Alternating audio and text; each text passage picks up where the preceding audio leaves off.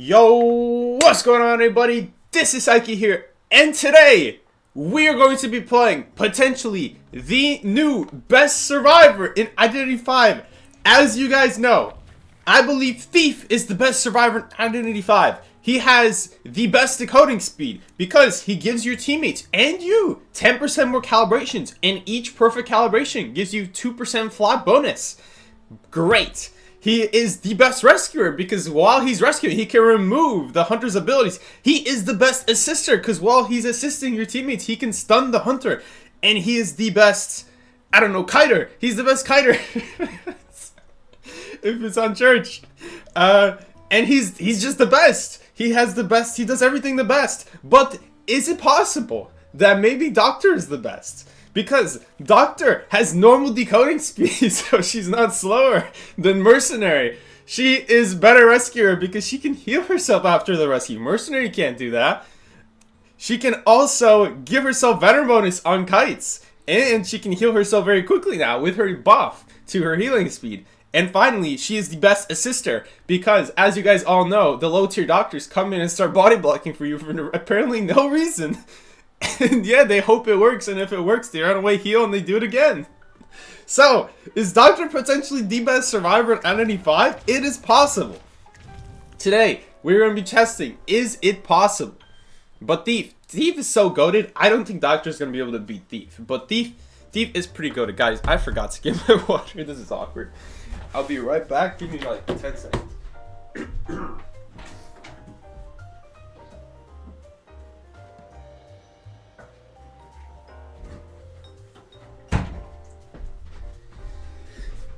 So, is it possible? I think it might be. It might be possible that someone beats out Thief for the best, most underrated survivor. I will say most underrated survivor. Definitely not the actual best, but probably the next most overrated survivor. I still think Thief might be the most overrated survivor in the game, but we'll see.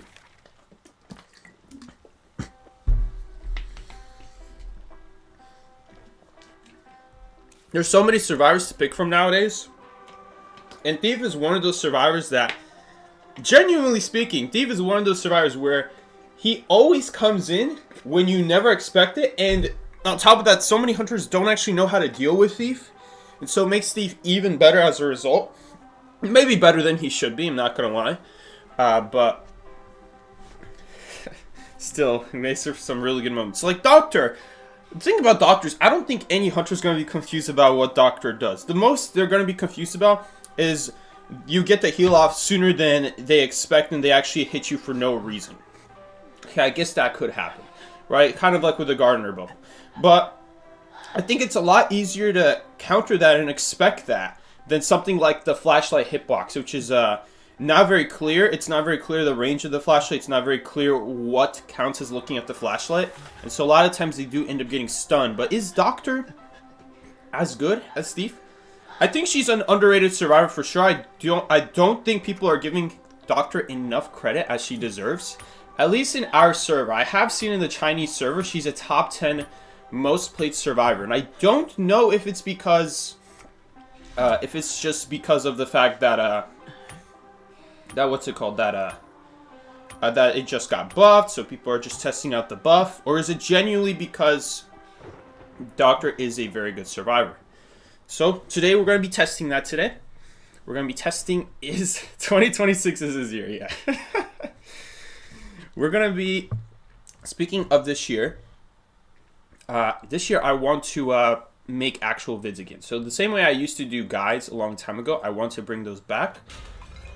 Because I'm not going to lie, I don't know how much longer I'm going to be doing Identity 5 for as a YouTube thing. Because I do eventually want to make my YouTube channel an actual thing where I focus on it like an actual career. And I don't think, I'm sorry to say, I don't think Identity 5 is going to take me there. So I might have to let it go at some point. But yeah, it's very sad. It is in fact very sad. But it is what it is. Okay. We actually get a speed bonus from that. That is actually really nice of her. Thank you. She's gonna have another wall here, though, is the issue. I mean, we can do the same thing here. This time we will get a pallet boost from this. I think it will be worth it to go in this direction here instead of the window. Let's see what she does. She's gonna set up another wall here. Nice. Value heal. We are still dead in one earthquake though, but we are very far from her, so that could work out in our favor. Let's see.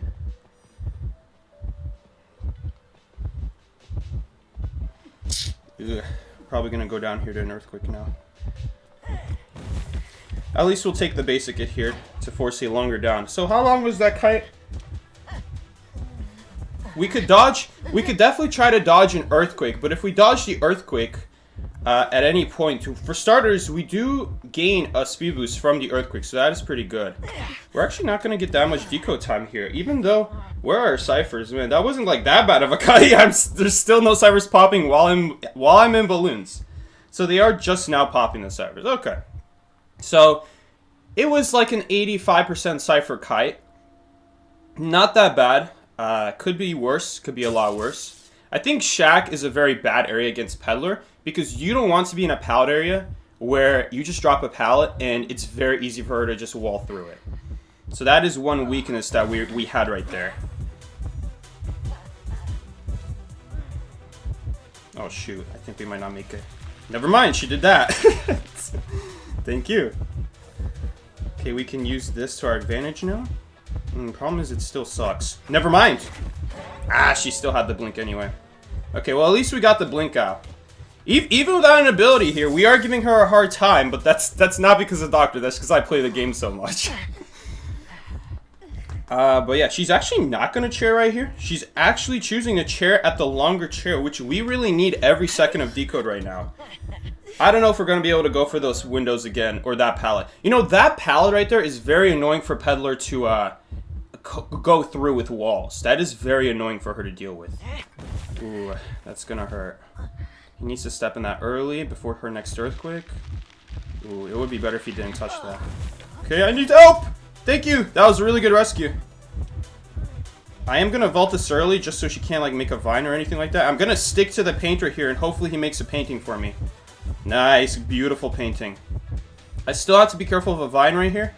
Oh, you know what? Cypher's almost primed, so we don't really need to be careful of the vine now. We just have to make sure we pick a kiting area where... Okay, you know what? I think we're actually going to pick this kiting area. We're going to combine it with a broken windows boost right here, because we're never going to use broken windows in this kiting area. So I think we're just going to stick right here. Very deep kiting area, very far from the rest of the map. She might just leave here. No, she's not. Okay, nice. That's why I decided to stick around here. Swing. Man, the sensitivity, I forgot about it. Whoop! Swing. She actually did swing. Okay, we're gonna go all the way in the corner right here. Hopefully this will give our teammates enough time to escape here. 63. So yeah, this is enough time for the painter's gate. This is 100% enough time. As long as the prism doesn't send connection. Oh wait, no, it's actually not enough. Oh no, it is enough.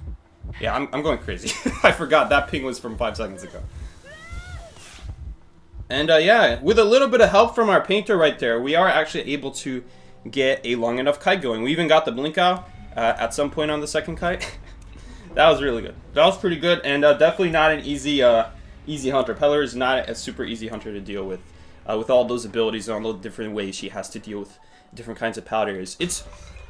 It's really once we were able to get away from Shack, once we were able to get away from the Shack area, that's when we were actually able to get a much better kite really going. Because like I said, if you're stuck at like one singular window vault or one singular pallet drop, where it's like really good pallets that the hunter has to break, those kinds of pallets are very often the pallets where there's nothing else nearby, right? Because the pallet is so strong that the devs didn't want to put more pallets nearby it. Okay? And those are the kinds of pallets that Peddler and Geisha is another example, loves best. Because you drop it and there's nothing you can do. They're going to put a hole next to the pallet and the pallet is useless. So unless you have some distance to the next pallet or window, you're probably going to get hit by a basic. So it's 99% of the time not even worth dropping them. Right there, we did get a boost from sensitivity, which allowed us to drop the Shack pallet so that then we can make the window. But we did have to take another earthquake doing so. That being said, because of the fact that Pelor is a chip damage hunter, is not that advantageous.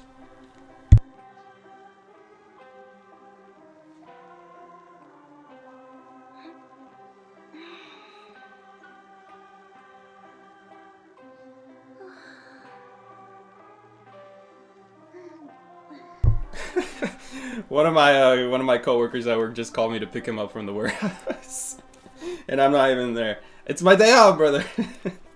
Anyway, we actually can't play doctor. This is very sad. So I guess we'll just go thief. You know what? Actually, let's play lawyer. Let's play lawyer. Why not?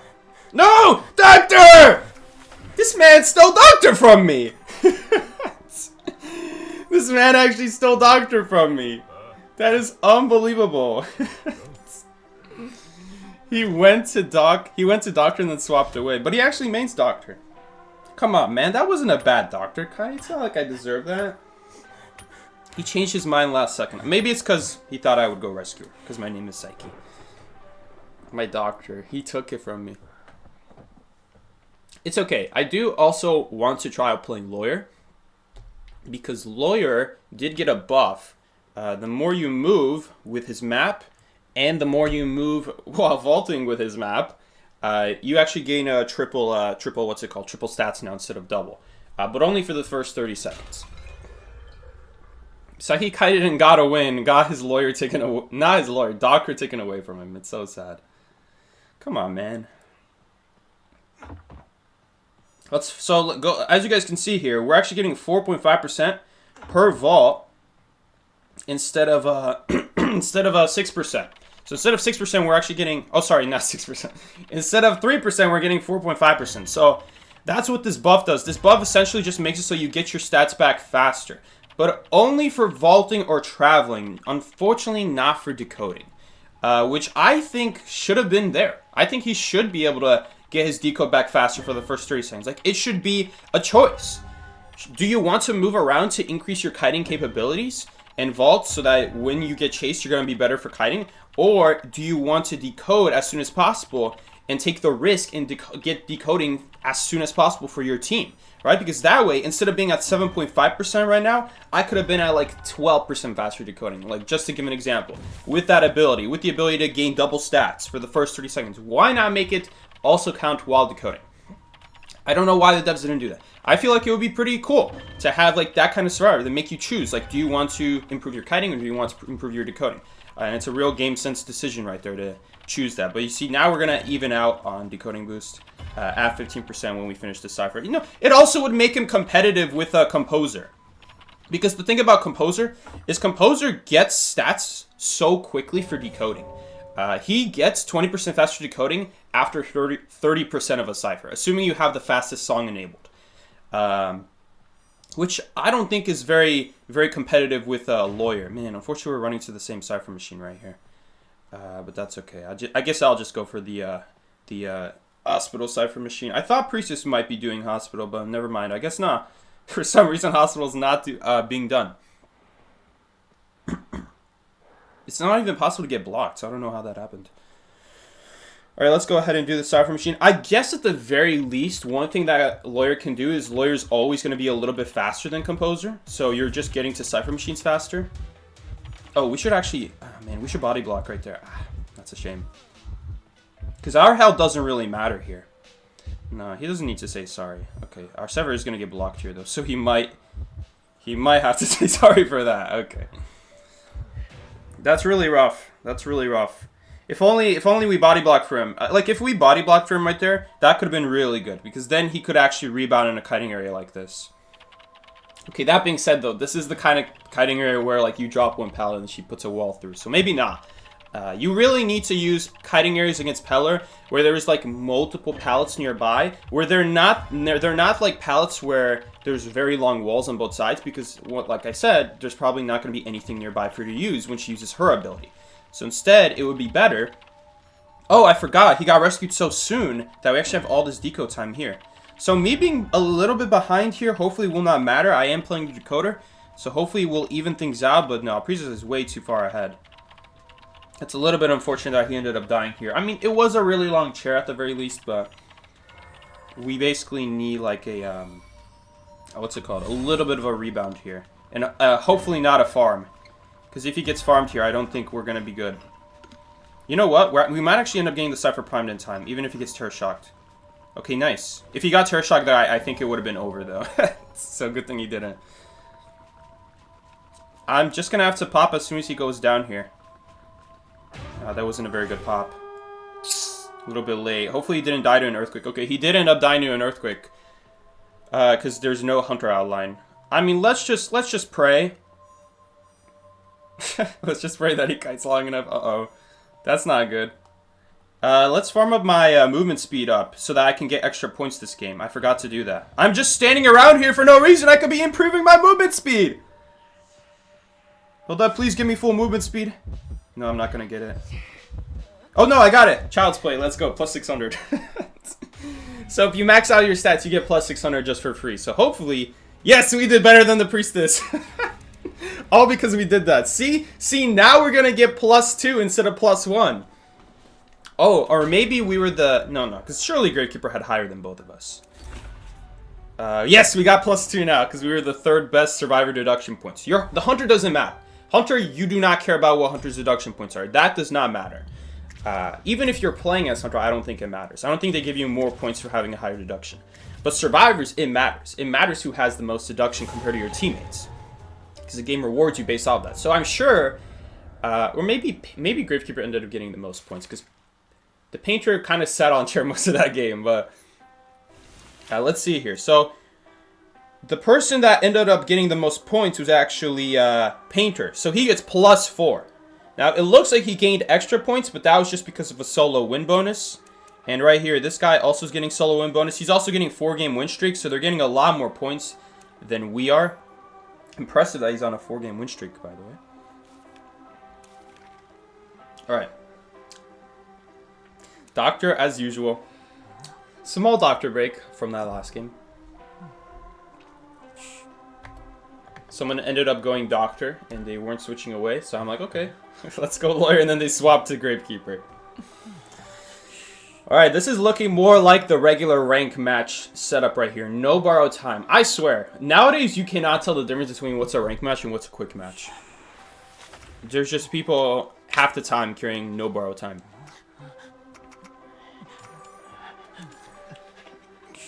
Let's see, who does the Hunter want to go after? Prisoner or Doctor?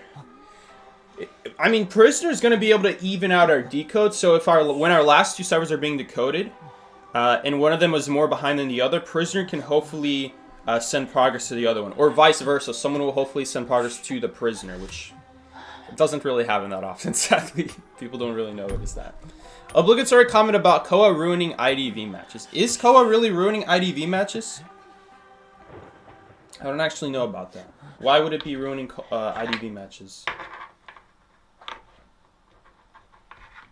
Yeah, trust, we don't need borrow time. Listen, I'll give him a break because it is like it is batter, which is a harasser, but usually they carry something like Tide Turner on a team with no rescue. Man, this really sucks because it's very dangerous to go to Shack against Hula Blue right now, as a Doctor at least. If we weren't playing Doctor, maybe I would find a way, but we're just going to have to wait out for the Cypher block instead. They did nerf it to 30 seconds, so it is a lot more value to just wait it out. And like now it should open up already. We're actually going to have nearly the same decode as Prisoner right here, ironically enough. So us waiting out on a block Cypher machine is basically going to put us tied with our main decoder. So that's funny. Though he will end up finishing the Cypher about 8 seconds faster than we will. And also maybe a little bit more or a little bit less depending on who gets more perfect calibration. So if I get more perfect calibrations than this Prisoner, we might actually end up finishing our Cypher before him. It is really important that, like, little stuff like that. Like, we may actually finish our Cypher before our Prisoner because if he never hits a perfect calibration and we always hit perfects, we will actually end up finishing our Cypher before him. Like, it makes a difference. Do not sleep on perfect calibrations. It really does make a difference because 2%? you get a lot of calibrations. 2% by itself is not a lot, but you get a lot of calibrations on a server. And as I'm saying that, we aren't getting a single calibration. Okay, there's the third calibration. So we are 6% extra decode. We would be at 56% right now if it weren't for those calibrations. And then we're going to be at 58.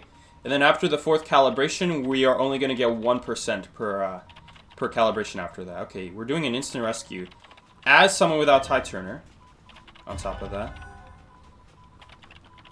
Okay. Well, I mean, somehow neither of them are still down yet. Okay, now the patient's down. So is the batter. Batter looks like he might be going down too. Okay. Prisoner did end up finishing like about 6 seconds before us. But keep in mind, he had like 4% ahead of us already. So the fact we were still able to be that close to him, that's what I'm talking about. That's what I'm talking about. Oops, that server's already finished. That's what I'm talking about. That even though he had already a decode advantage with a decode buff, we were still able to be barely behind him because he probably wasn't hitting those perfect calibrations. Either that or... Ooh, this is going to be bad. He does have touch effect here, so he does move faster. He's going to choose to decode the Cypher machine with a white ball on him. Okay. Thankfully, it ran out last second. Okay, so he gets another white ball on him. Is he going to make the rescue? I don't think so, no. We have 2 Cypher machines right there. Man, why are we... I thought surely he would run away. I thought surely he would run away. And when I healed him, he gets 50% movement speed for 4.5 seconds. Bro, that's longer than... That's almost as long as borrowed time. He basically had borrowed time on him for 4.5 seconds, and he didn't run away with it. Maybe he wanted to be the chase target. Maybe he didn't want me to get chased, because I would actually end up falling behind. But I don't agree with that. I really don't agree with that.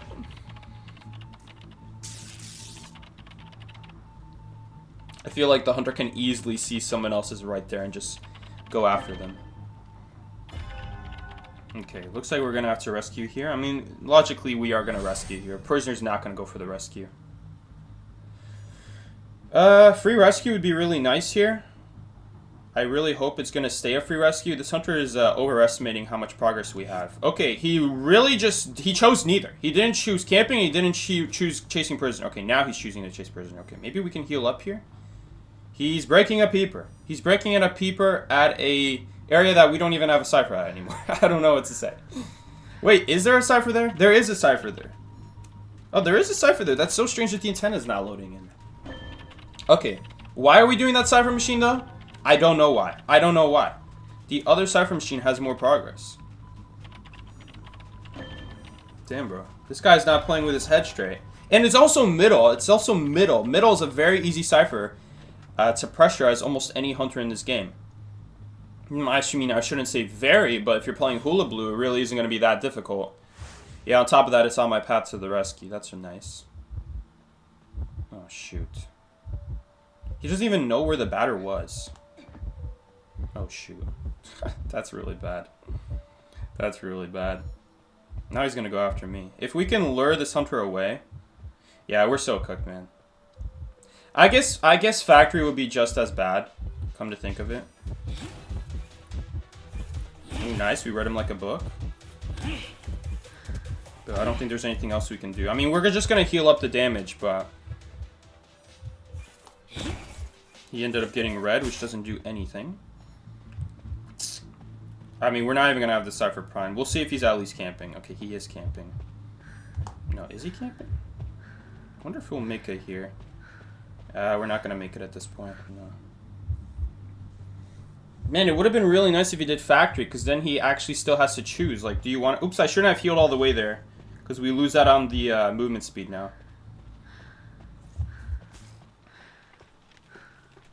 No borrowed time, batter, insta-rescuing basement with no tie turner either. Comically, he failed his flywheel there anyway. So it's like he didn't have a flywheel. I mean, goddamn, man. And then he did middle. And middle is just such a power position when you're a hunter.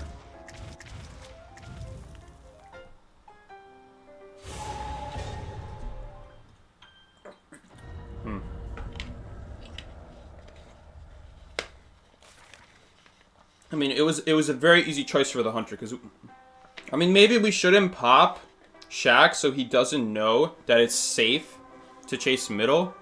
But I mean, it's the same thing. If he sees it stop shaking, it's the same exact thing. He knows the person got off of it. I guess it's less obvious, though. Okay, we got the same guy. What is this guy banning? He's banning wheel. He's banning wheel when he's running no borrow time flywheel on his build anyway. He's also playing batter, which is very, very annoying for a wheel to deal with.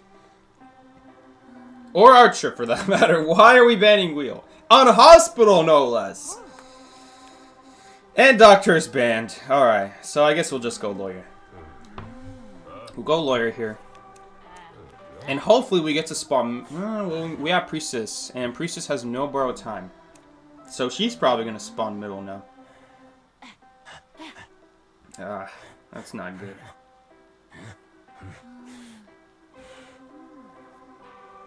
I wonder.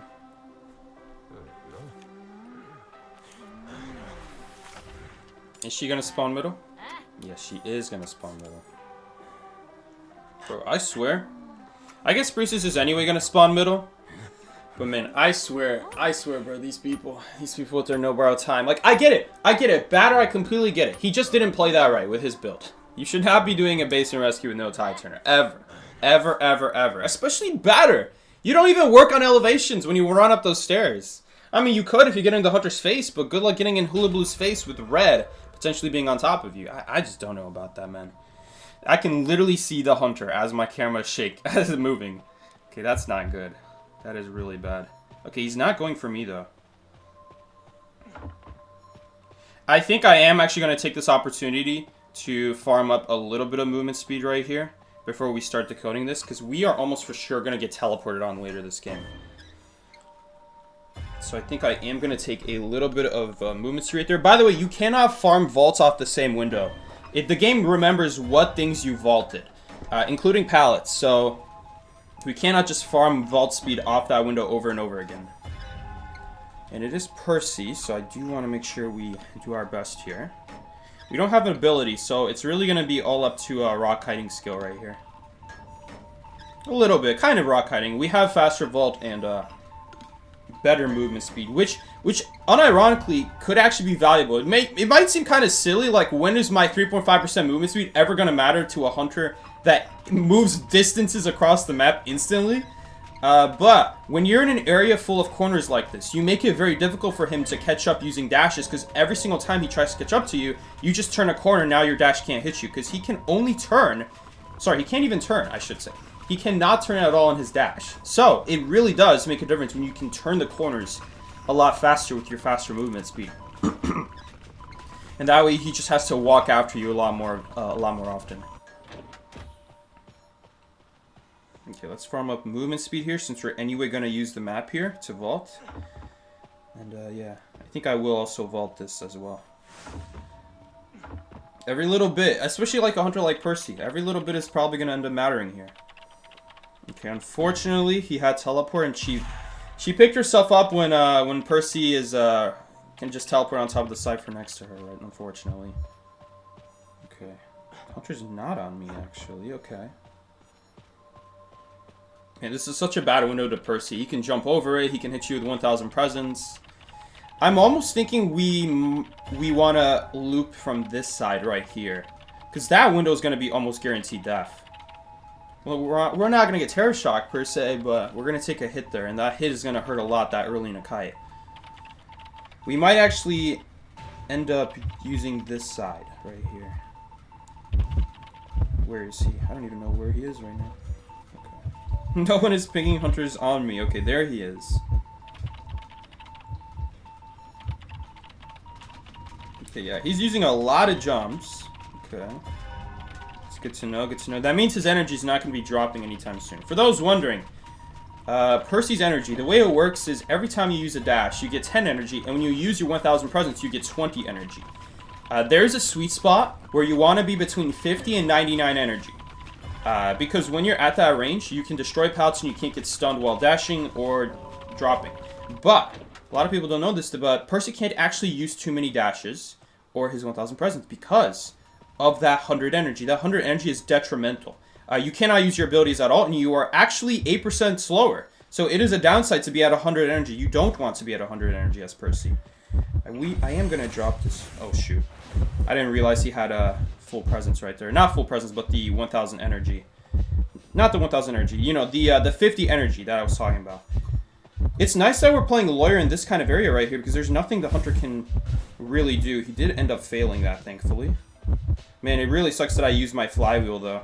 Because that flywheel is going to be really valuable for the 1000 presence.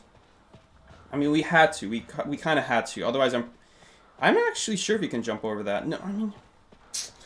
It depends. If he hits the pallet with his dash, he definitely jumps over it. So it really depends.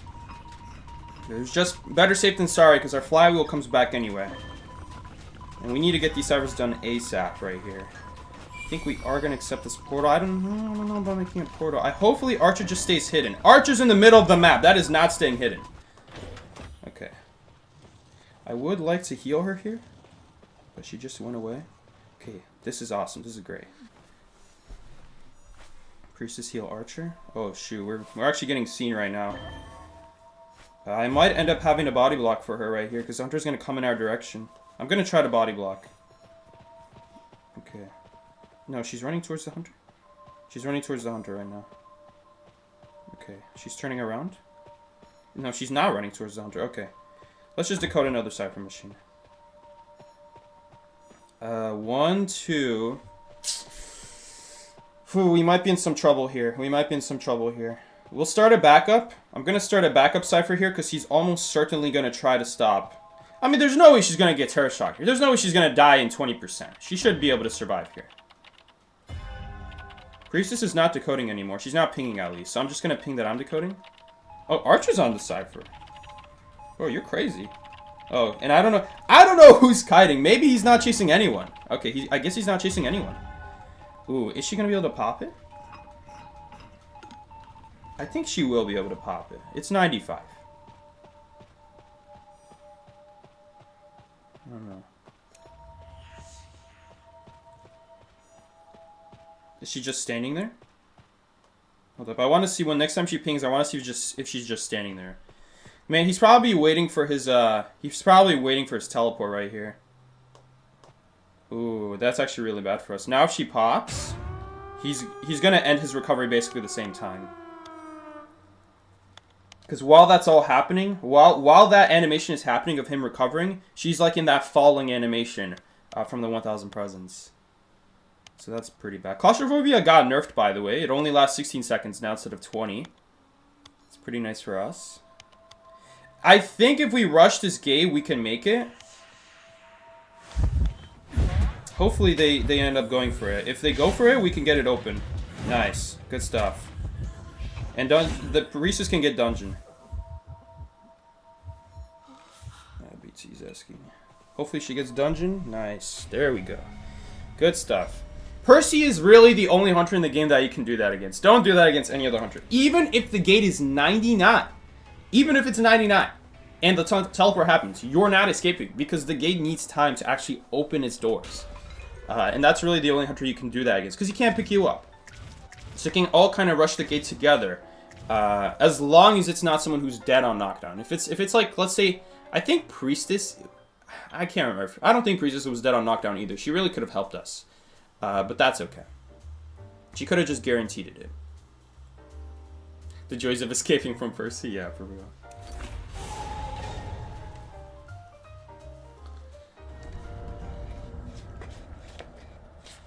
So that guy banned Doctor that game. So far we had one person pick Doctor and one person ban Doctor.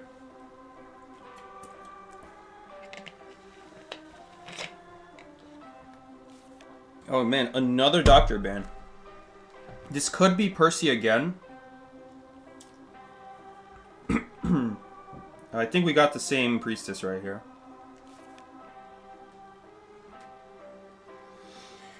So, I mean, we know it's probably going to be Percy. I mean, maybe not, though. It's kind of a little risky to be going hard counter Percy, because Percy's not even a great Hunter to begin with. You don't necessarily need to go hard counters against Percy. You can still do a good kite, even not being a hard counter to Percy. I think the fact that we have Mind's Eye on the team is actually going to make a second decoder even better. Okay, well, not really anymore. Because when Mind's Eye is on the team, it basically guarantees that Mind's Eye is going to get chased. So when you have another decoder on your team, you can actually build on the fact that you have a Mind's Eye now. I don't think... Oh, we can actually... I forgot. We can use the map and we can see where the hunter is. I usually don't like going Shack, but we can actually utilize Shack here. Ah, man. Not really anymore. Yeah, this is going to be really rough. We're just going to try to make sure we die in a corner here. I think I want to end up... I think I want my kite to end up going to 3 pallet. So we're going to purposely avoid 3 pallet at first. So that when we take the leech hit, then we go 3 pallet. So that way when we die at 3 pallet, we're going to be away from the stars. Because I don't want to go to 3 pallet first. Because when we take the hit, what do we do? Do we stay at 3 pallet? Do we run away? But then if we run away, we're going to be going towards everyone. So... Okay, unfortunately... Someone is actually going to this side of the map here. So we're going to change the plan a little bit. We're going to change the plan a little bit. And I am going to try to go towards the opposite side of the map right here. She's probably going to vault this. No, she didn't vault it. Okay, I thought she would. That's fine. I'm okay with that. She's not going to use this leech, interestingly. Ah, I thought we could get it off in time. Alright, it's okay. Now we're just going to go to this side of the map here. Oh no, patroller's coming. We have to drop this. That was actually a really bad patroller from her. We already have full movement speed. I don't need to use this. So yeah, hopefully now... Man, that was such a bad hit to take. I should have just held on to that pallet. Saved it. Known she was going to swing there. Okay, let's see. This time she's not going to make it on time. We even end up hitting, but we can't leave. Okay, now at least the... Oh no, the leech is not? Okay, that was funny. Okay, now we're super deep in the corner right now. What is this? She's still following, okay. We are so deep in the corner right now. There's no way she's gonna be able to cheer on anyone's Cypher at this point. If we could remove... Oh, we got Weber's Law for the first time right there. I think we're just gonna end up going down here. We're not gonna try to run to the other side of the map here. We're not gonna make it anyway. I guess if we flywheel, we could make it, but it's unlikely. That was the first time she triggered Weber's Law. Dude, imagine how good the Kai would have been if we didn't end up taking that free hit right there. I mean, we probably would have taken it right after because there's 2 leeches right next to us, but we would have at least removed a leech, is the idea there. We just ended up taking a hit for no reason. That was pretty bad. But we still have flywheel. I think we still have one of those pallets over there. Oh, hopefully it doesn't get chair shocked. Ah, that's why I don't touch the chair. That's why I don't touch the chair, man.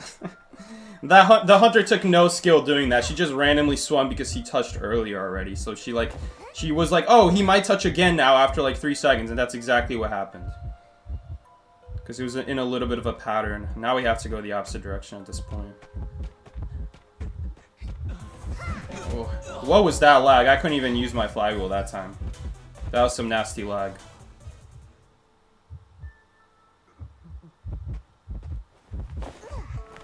My general rule for rescuing in the game is an after half health hit is always better than a Terror Shock before hit.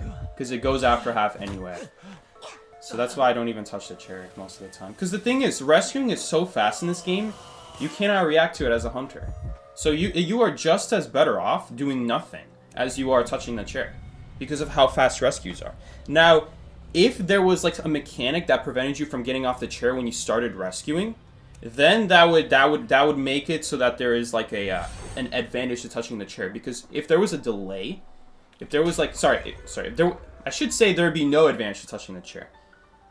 Because let's say there was a delay to get off the chair after you try to tell the game to get off the chair, then there would be an advantage to touching the chair then, and not doing anything. Because if the hunter sees you not doing anything, sorry, they see you not doing anything, then they know you're not going to be able to rescue.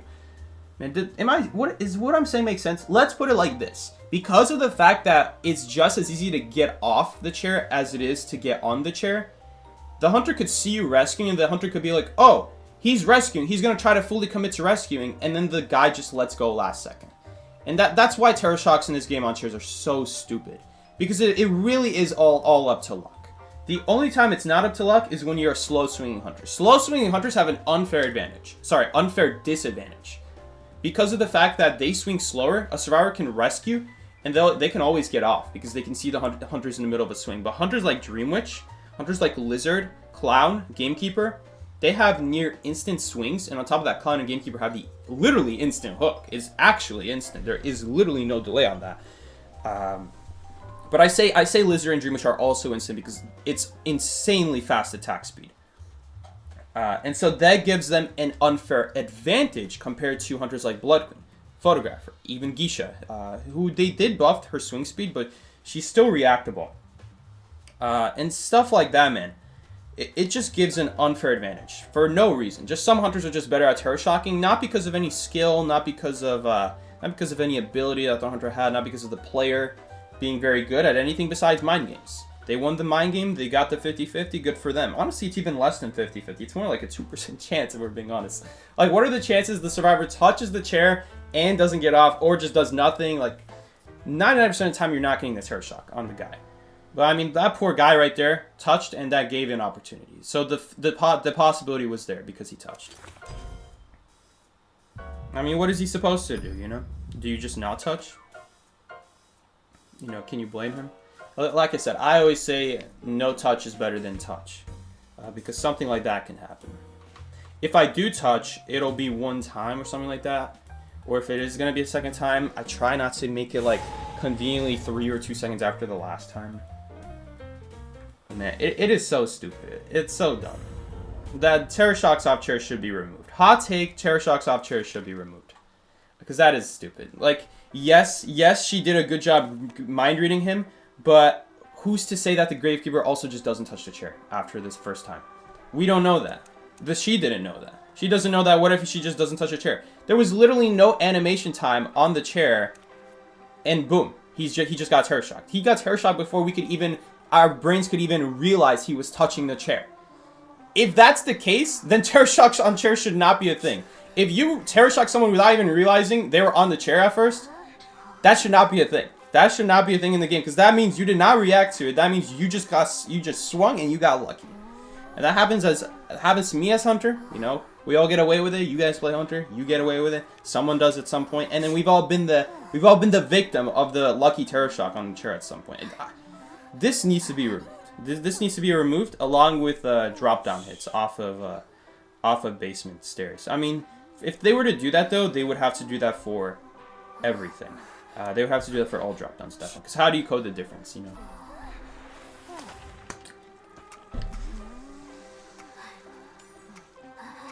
It's too bad, man. It's too bad.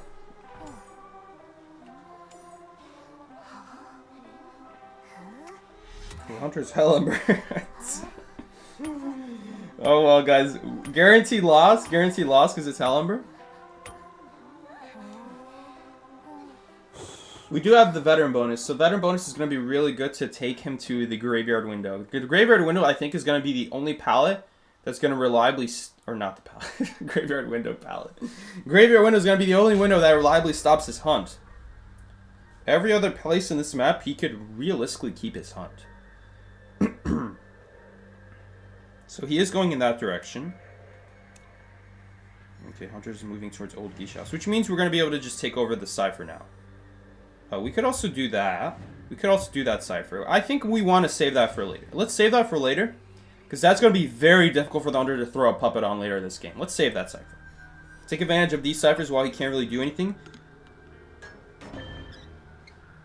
So yeah, it's going to be slightly slower deco, but it's going to help us in the long run not having to worry about the puppets. Yeah, watch out, it's buffed Hellenberg. So buffed Hellenberg, by the way. Hellenberg did get buffed. Again. Basically, his buff is that he now moves at the same movement speed as hunters like Ripper when he's not invisible, Geisha when she's happy, Wai Wu Chang, and Clerk, and stuff like that. So, as you guys may know, some hunters in this game have unfairly, may I add, different movement speeds compared to other hunters. The main numbers are 4.56, which is the slowest. That is the slowest. That would be something like Feaster. Then there's 4.64, which would be something like Goman currently. They nerfed Goman to 4.64. I think GameCube moves 4.64. I don't really remember. Someone moves 4.64. It's the average. It's the average movement speed in the game. And then there's the slightly faster hunters. So they're slightly slower, average, and then slightly faster, which would be 4.72 meters per second. So compare 4.72 to 4.56. 0.2 meter difference every second. That adds up. Over the course of 5 seconds, you are now a meter ahead. That's the equivalent of like this much. That's how equivalent that is. But if you're talking about pallets, if you're talking about just pallets, and just barely making it behind a pallet, that is the difference maker. Especially for hunters like Goman, who just had his movement speed nerfed from 4.72 to 4.64. I think is the number. In fact, he was 4.73 for some reason, but I don't think 0.01 is going to make as much of a difference most of the time. But every once in a while, it will. It will, that 0.01 difference. That being said, long story short, wow, Gardner countering Hellember, kind of. She did end up going down, sadly, the mechanic. But with a nice tide turner there, it's going to delay the pursuit of the hunter for a long time here. It sounds so nerdy to say pursuit of the hunter. What am I, a Koa commentator? 23%. Dude, that's so funny how the antenna sticks through the house. That makes no sense. So you can see that antenna.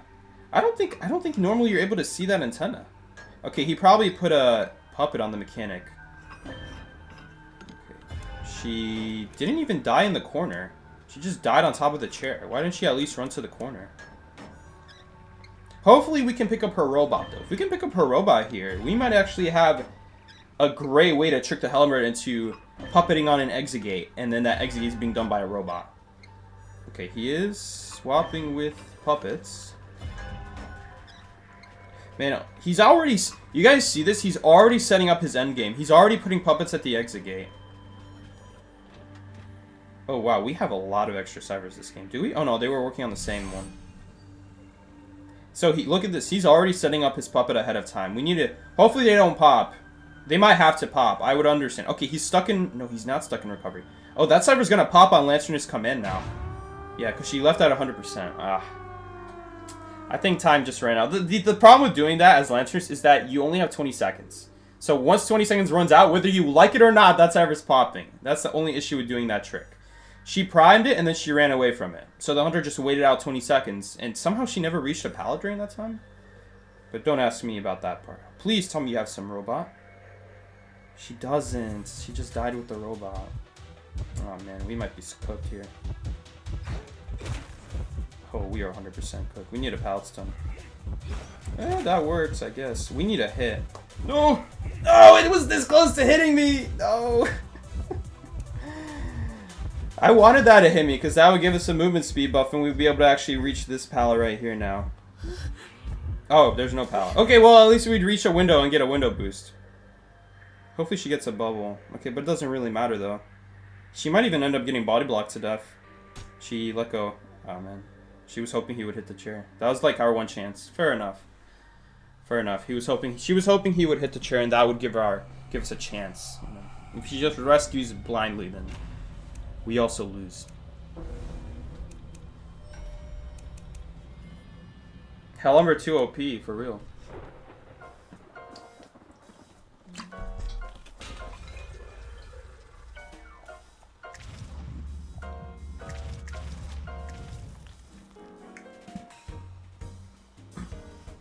Bro, wasn't Happy Dog a colorless commentator? And he got fired after a few days, too. What is it? That is so sad that I am in the likes of Happy Dog for least lasting Koa commentators. That is so sad. But over that course of the 10 days, it just threw the NAU community upside down. That was really good. I miss those days. Man, we're only 1 hour in. Dude, there's something stuck in my throat. Lantern is wrong. We're actually at 3 losses. Oh, no, not Lantern. Yoons, I think? Yoons is wrong. Oops, not 32. What did Happy Dog do? I don't think Happy Dog did anything.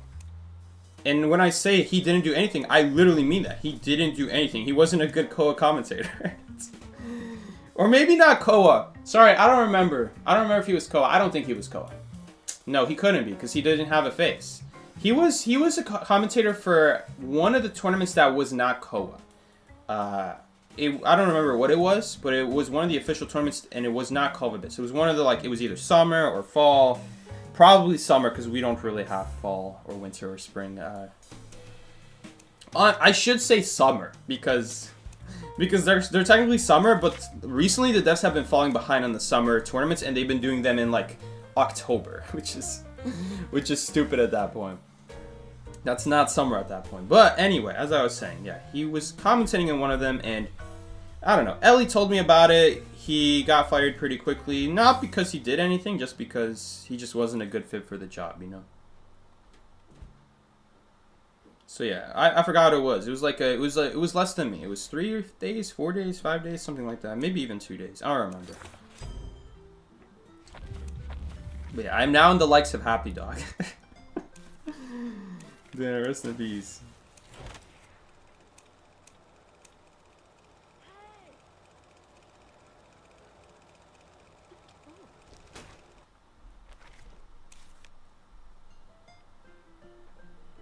It also depends whether you like to play her or not. It's funny you're saying that as I'm looking at Enchantress. Thank you, KB, for the good luck wishes. Good luck with Koa training. I really appreciate it. Thank you so much. Better than a simple fire over a serious crime. Fire over a serious crime. Yeah. I don't think we've ever had that, though. They're so strict on Koa commentary, it's honestly sad.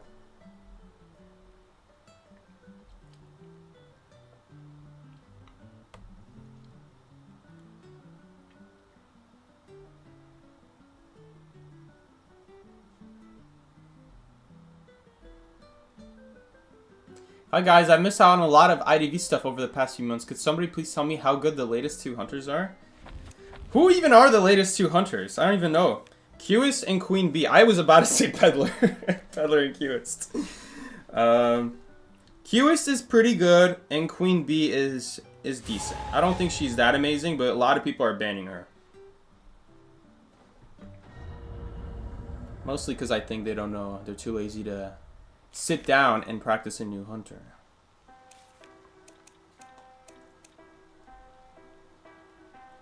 I don't think Queen Bee is actually that much. I don't think Queen Bee is better than Hula Bird.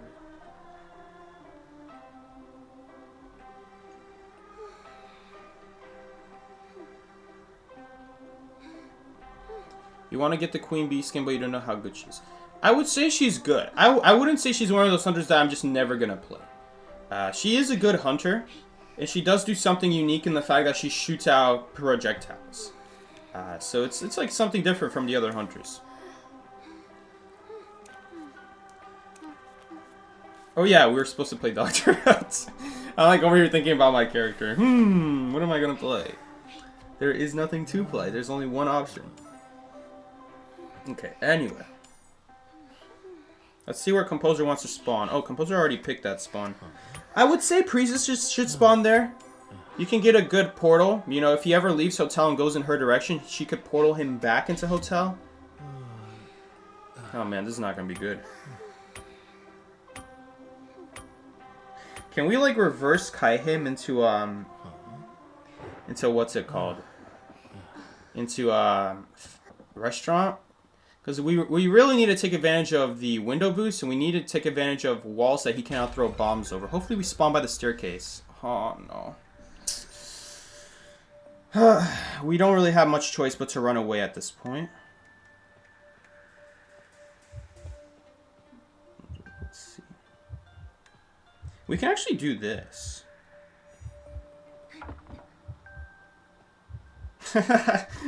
Wait, new kiting route unlocked? That's actually pretty good. Wait, he might actually switch targets? Wow. Wow, he knows how good of a kiting area this is. He just decides to leave. Was it because Perfumer was just decoding middle? Come on, Perfumer. Why are you decoding middle? Especially against Bonbon too. Like, this is a hunter who definitely will want to chase Perfumer. She should have been much safer there.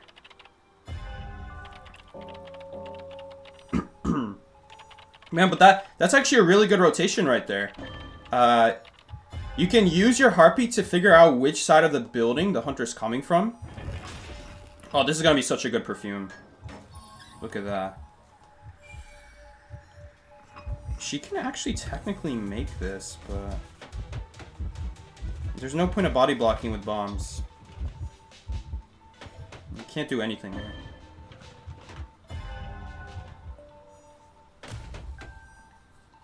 Let's see if she gets dragged back here. Okay, she is getting dragged back here.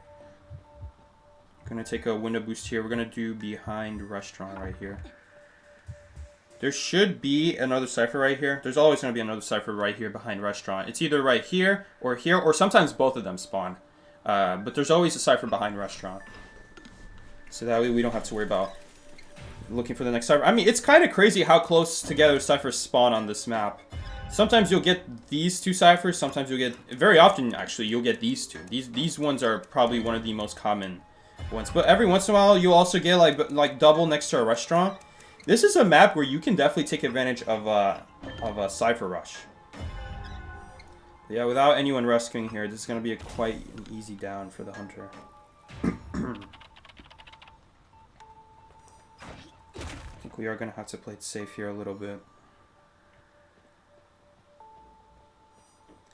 Hunter is pursuing Doctor. Okay, yeah, he's coming from that direction.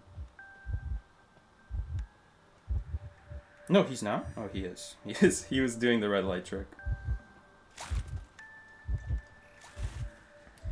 I mean, if he hits us with a bomb, we are going to get a movement speed buff. He's going to opt to not go for it. He might go for the time bomb here. He's not. Okay. Interesting. He doesn't even play mind games with the window. Okay, but now we guarantee make this.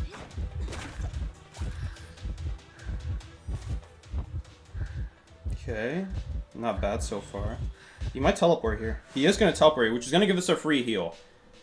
I don't want to say that it was wasted time on his end. And by the way, we're going to leave the heal primed here so that we can actually benefit off the 1.5 second movement speed buff. And here's the best part. You can actually take advantage of the healing speed buff. I don't know what it is. I'm still learning about it. But this is why I think Doctor is actually a higher skill cap character than people give her credit for. Because if you time your heal, sometimes the game will give you extra movement speed because it doesn't think you're in pursuit. Like right there, the game thinks I was in pursuit, so we didn't gain the full movement speed. But if you're like behind a wall, oh, that's really bad. That's not good. Please swing. Thank you. Beautiful rescue. And we survive. Because of the veteran bonus, we survived, by the way. Because the little bit of veteran bonus that we maintained from that actually helped us make the pallet now. Ooh, that's not good. We might actually end up dying here. I'm gonna vault here a little early. And we just need to get out of this kiting area. We just need to get out of here. We don't really have much of a choice. Heading to a restaurant. I need to keep taking advantage of these tall walls here so he can't just directly throw a bomb at us. He's probably going to go for it right there. Wow, he overshot that big time and somehow he still got it.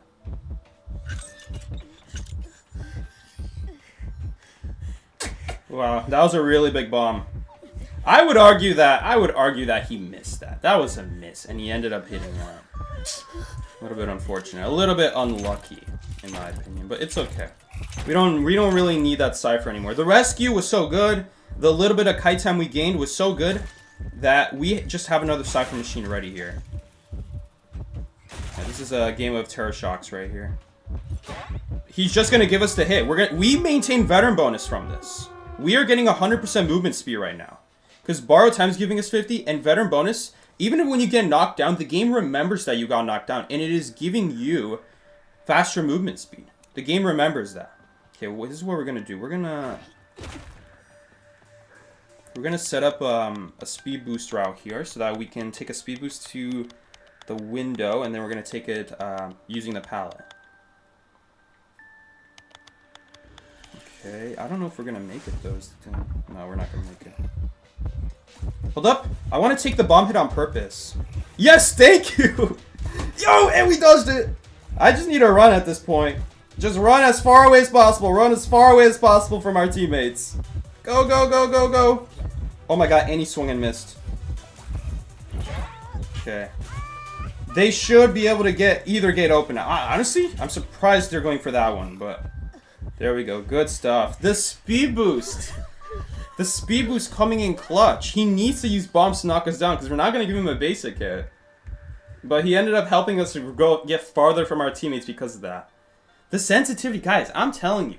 All those small doctor buffs were worthless up until they gave her a reliable way to heal with the 2 healing bottles. So I wonder if she could have gone for the rescue there, but she might have not even had any portals. That was, yeah, that bomb hit behind the building was crazy. At least it didn't really matter. But yeah, that was a crazy hit. Wasn't Violinist good on release? He was very good on release. He was very good. He was so good that people were complaining about him, and he actually got so many nerfs, he became unusable. I know he was used in tournament, but I don't know the state of rank at the time. He was very good. He was very good, but he didn't deserve the nerfs he got. He didn't deserve it that hard.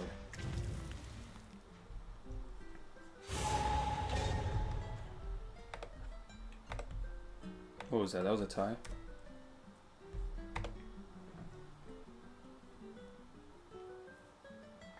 But yeah, and then...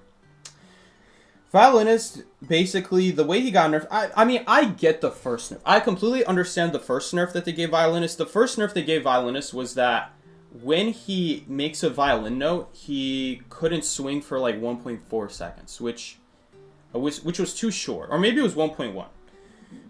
That was too short of a time, because if you were walking up to a pallet and you predicted he uses the violin note and you dodge it, then you wouldn't be able to get behind the pallet in time, because the violin note has like a half-second time period where it can do damage to you, so you have to stay out of it for at least like, honestly, more than half a second. But anyway, it was like more like 0.75 seconds where you couldn't walk into it. So by the time you waited it out for it to not do damage to you, he could already swing. So they nerfed that to 1.7 seconds. So that way, when he uses a violin note, he can't swing immediately after using a violin note. That was what that nerf did. So now, whenever you play violinist, you'll notice that when you make a note and when you miss, and maybe someone like walks right in front of you to make you miss, you'll be spamming the attack button, but it doesn't do anything because the game is preventing you from attacking for that 1.7 seconds. That was the big nerf to violinist that I think should have been the last nerf he ever got. But then they kept going after him. They made it so that they actually nerfed Peepers. Funny enough, they nerfed Peepers because of Violinist. He had a good combination with Peepers. They did a lot of nerfs to Violinist, but the biggest nerf I would say is they made it so that the violin notes, the demon notes that go on your body and reduce your movement speed and decode speed. Oh, I remember what else they nerfed. They made it so that you had to be 32 meters away from survivors originally. I remember that. I remember you originally had to be 32 meters away from a survivor to remove your demon notes. That was crazy. They did end up nerfing that to like 18 or 20 or something like that, but then they nerfed it even further after that. After that, I feel it was too much. But yeah. But yeah, that was him originally. Like, I get those two nerfs. Like, making him not swing right away and nerfing how far you need to be from survivors to remove demon notes. Because so often, you'll be meditating to remove demon notes, and then you can't meditate anymore. And you don't know where the survivor is when you're meditating. It was awful. It was really bad. It wasn't the worst, though. It wasn't the absolute worst. I wouldn't say it was, like, the new worst one. Like the most worst thing about Violinist. But yeah, then they kept nerfing him. I would say the biggest nerf after that they did, man, we got such a bad spawn too. We're just stuck at Shack, which is not a good cutting area to Lizard. We have to walk all that distance. Oh, he might actually find Mechanic now. He didn't find Mechanic? Okay, no, he did find Mechanic. I swear, man, these Mechanic players are so bad at IDV. What is the logic of dropping a robot there? Can someone explain why are we dropping a robot that early in the match? The hunter can still go after you. Why are we dropping the robot? And somehow he didn't see the robot. He didn't see the mechanic. I need a replay on this match. Was that the mechanic? I swear that was the mechanic. I swear that was her. Was that not her that he just walked past? Oh my god, I need to stop using my left hand to hit calibrations. Yeah, I swear. I swear that was the mechanic right there. That's crazy.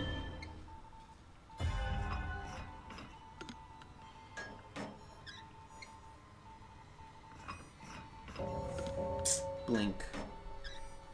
It's always the Lockhorn Max, man. I don't know what to say, bro. Hold the robot in case you get chased. Hold the robot in case you get chased, because nowadays they nerf the robot so much you can't really get much decode with the actual robot. I mean, you can get like 70, 80, right? And maybe the whole cyber if you have tie turn, but the whole idea of nerfing mechanic like that, yeah, how is that not getting seen right now? That bot, how is it not getting seen? Where's that bot? Is it in a locker? That robot is in a locker right now. There's no way this guy actually dropped a robot in a locker. There's no way. Oh my god. Oh my god. Seriously? This is how we're using the doll? We're not using it to kite. We're not using it to decode. This is actually, I think, the new worst way to use the Meg doll. I don't think I've ever seen this before. I don't think I've ever seen this before. She's still using it! She's still using it in the locker. Oh my god. Oh my god. I guess she doesn't want to move it because it's by basement, but... Oh my god. Oh my god, she's searching in a chest? What is she hoping for? I am a doctor! I'm a doctor! I can heal us really quickly. There's no way. This is not real. There's no way she is searching for an item to heal herself when the robot can heal her. What does she want? What item could she possibly get that is better than her robot right now? And now she's decoding with the main body. Is she decoding with the main body? I actually can't tell. Oh no, the robot is decoding it. She's decoding the robot. Right, because there's a cipher middle. No, okay, well she is decoding with the robot at least. She's not even moving off the robot. Does she know that the robot will keep decoding if she gets off her robot? Dude, I see why she made herself visitor now. I see. Okay, no, she's moving. Barely. She's barely moving, but she is moving. Okay, well that's a guaranteed rescue now. Ooh. Okay. So you guys are going to see here, we're actually going to get a huge movement speed buff because we're not in pursuit. So this is what I'm talking about. You get an extra 3 seconds if you're not in pursuit. So there are ways to take advantage of this. The game has a very unclear definition of what doesn't count as being in pursuit. I've done some testing against Nightmare bots, but the thing is, I don't know where the Nightmare bot is looking at to be able to take a good guess at what's going on. But she's healing herself when someone is dying on chair.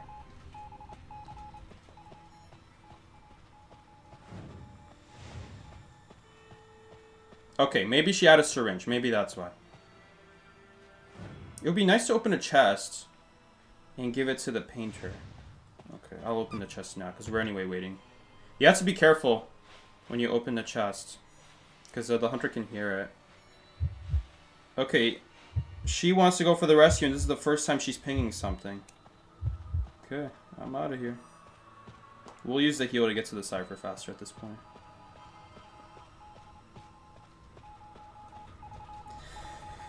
Holy crap, this has to be... Listen, Mechanic is one of the most game sense required survivors in this game. You need to have very good game sense as Mechanic.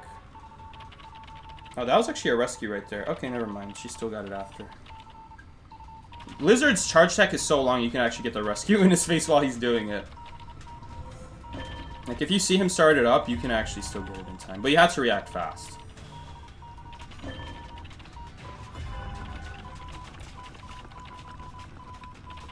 This really is the mech of all time.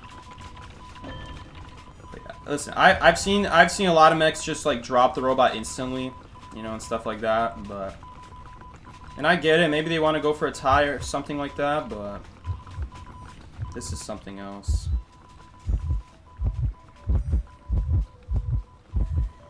Nah, he sees me. I'm gonna save the window boost here because she's gonna have the cipher primed anyway. I don't think the window. What is she doing?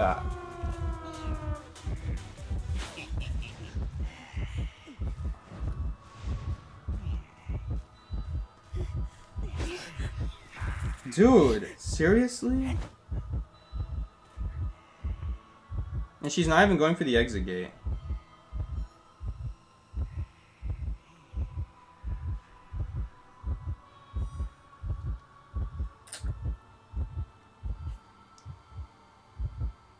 Brother. How did she actually make that?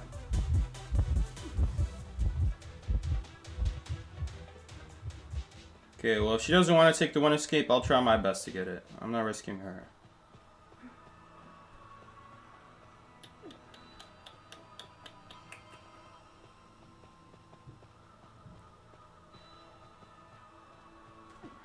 Okay. He saw me go in that direction, now he thinks I went in that direction. Okay, that's good.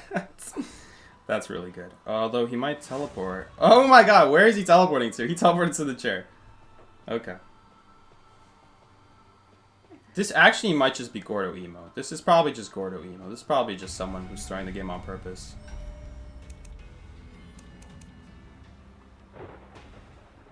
I have a hard time believing that this is not someone who just didn't do that on purpose. This is just some random Chinese player.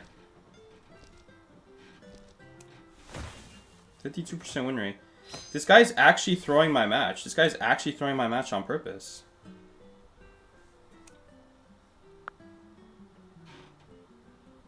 I mean, what do you even say about this? This is clearly throwing the match. I love the way they like pretend. Like as if that was not the most obvious throw in history. You have a 52% win rate with all those stars, and you're about to tell me that's how you play mechanic. You guys have no honor that you're throwing people's matches. You know the best part about this is that they're throwing my matches, and my points are not even counting towards my team. They're throwing my match for no reason. I'm not even playing for PR's team right now. I have other people gaining points for our team. They just threw my match for no reason, because they think I'm playing for my team.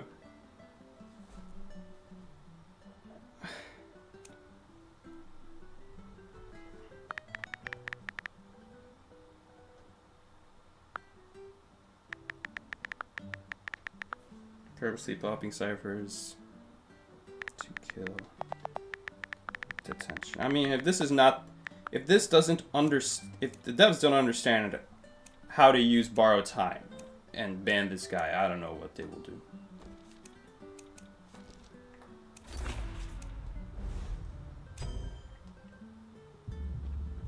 This guy is just low-key, just straight up purposely not decoding, opened a chest. I'm not even gonna count that match, honestly. That match is stupid. I'm not even counting that on the record. We have one tie. And yeah, 3 losses. That match does not count. This is someone just actually throwing my match and then they just pretend. They just pretend.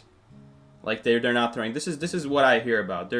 Maybe they're helping their hunter, actually. Maybe this is a hunter that they know, and they're trying to purposely make it so their hunter wins. And this is another thing about Call of Abyss right now that really sucks. There are a lot of people competing, and as you guys know, there are a lot of no-lifes in the game right now with hundreds of stars. Like, sacrificing their sleep over this kind of thing. I mean, Nocturne is just a great example of that, but... We have people, if they don't throw other survivors matches, then what they're doing is they're throwing so that their hunter wins. So there's 2 possibilities. Either they saw my name and they're like, alright, I don't want PR to gain more stars. I'm not even in the roster. Okay? So I'm in the roster, but I'm going to be playing for the tournament. I'm not grinding for stars. At least not anymore. Or this is their hunter teammate, and they threw their match so that their hunter teammate gets points. Now they're not in the same team, but you don't have to be in the same team in rank match to still match with your hunter. And this has to be like one of the most dishonorable things in this game. Either throwing other people's matches or losing so that your hunter wins. And this is something that the old B4U used to do back then. And they did end up getting banned for it, but that was just one team. I don't know how you can deal with all these teams doing it. Like, I have people in my team, just one person, I won't say their name, but I have one person in my team suggesting to snipe our hunter so that we can give our hunter free wins. And it has to be the most disgusting thing I heard. I told him, you can do that if you want. I'm not doing that. I'm not doing that crap. And listen, you can do it, I guess, maybe if you just mashed on accident and, like, I don't know, get a tie, so at least you're not hurting anyone. Like, if it's just all four of you, like, all four of you, like, we got all the PR members against the PR hunter, okay, no one gains anything. It's not like we're hurting randoms, you know, who are trying to genuinely gain stars. It's not like we're hurting ourselves. It's not like we're hurting our hunter.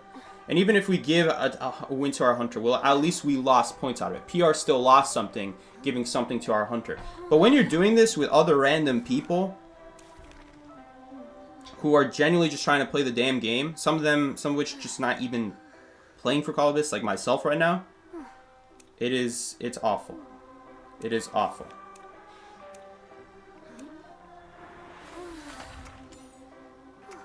And yeah, suggesting to purposefully match with our hunter, to purposefully snipe our hunter, so that we can then purposefully lose, is literally what was being thrown on the table in our group chat, and it is awful.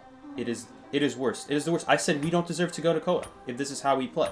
Our hunter does not deserve to go to Koa if this is how they're reaching high tier.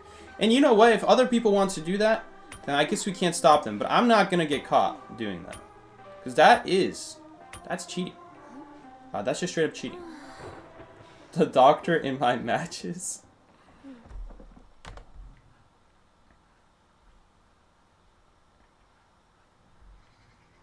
But yeah.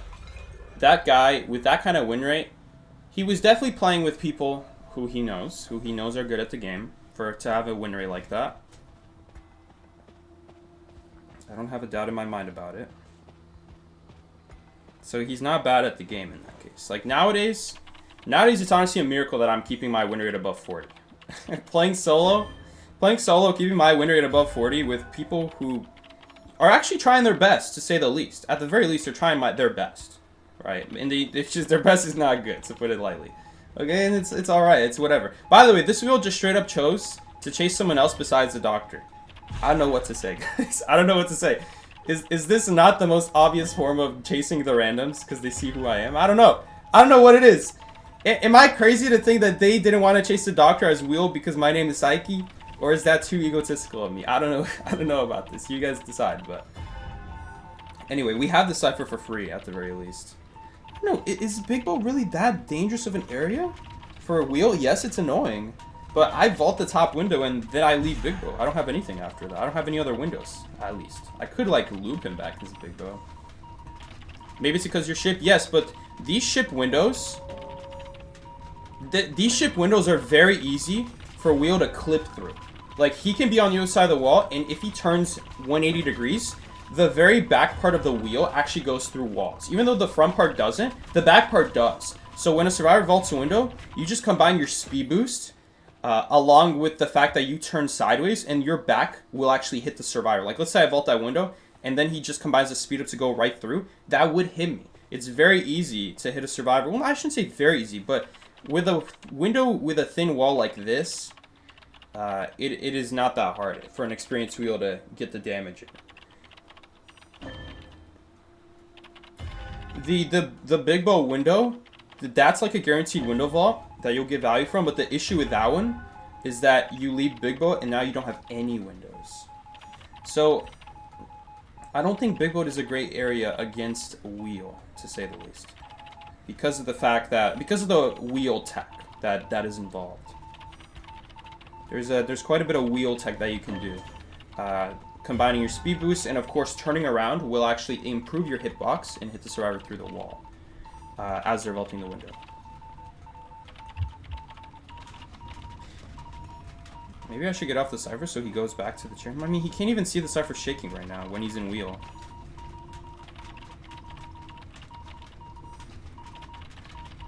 Gardner's doing a really good job looping him on nothing, though.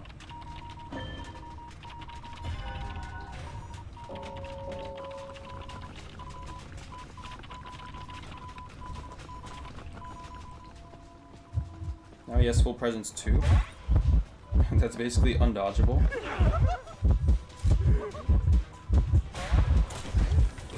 Please. Nice. We didn't die immediately. That's a start. But yeah, not a whole lot we can do. Sure used abnormal.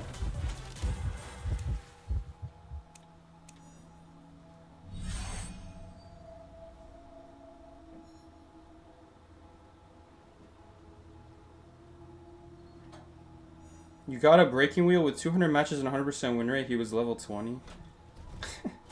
There are a lot of like Smurfs in the game. I wouldn't do that. I wouldn't say that. Yeah, that's why I didn't heal myself.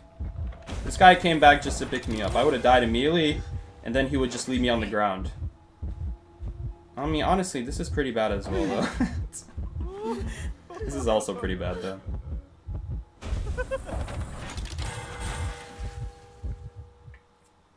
I think it's honestly, it's hard to say what's worse. Is it worse? Is it worse to be on the ground bleeding out, or is it worse to be on chair? Because if I heal there, I'm gonna just die. I just die immediately, and then he can leave me on the ground with no self heal.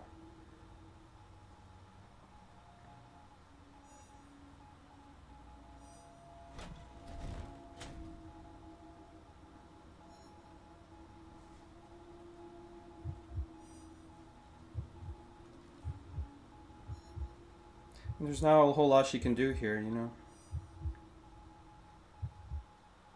Yeah, in both cases I'm helpless anyway. It would be a miracle if she actually makes this rescue, but I think I just die immediately anyway. Ooh. Hold up, I can actually heal now.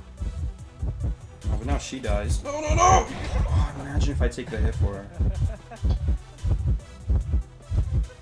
Bro, you just can't make some people happy. Like, what do you want me to do?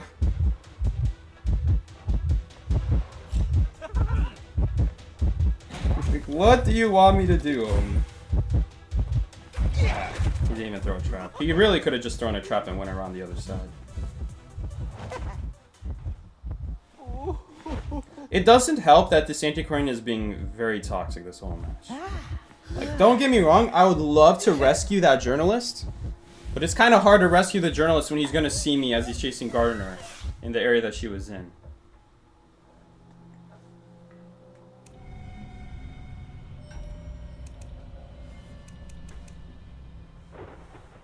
It's pit stoppers. Yeah, this is definitely a hunter who knows who I am. I don't doubt it for a second that they know who I am at this point.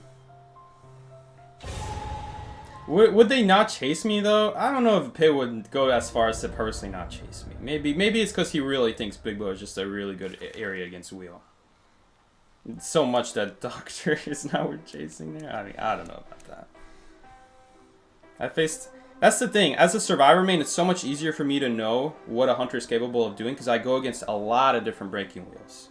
So I know what each hunter is capable of in each area. But if you are the hunter player, right, you're never going to get to see what other hunters do is the issue. So maybe he just doesn't know how capable Wheel actually is in an area like Big Bow. But I doubt it. Pit is an experienced hunter. He's played hunter a long time.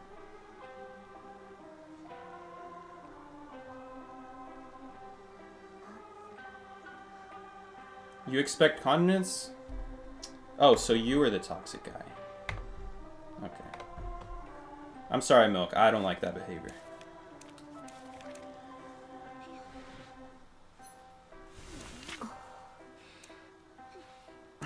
Thank you for being honest, at least.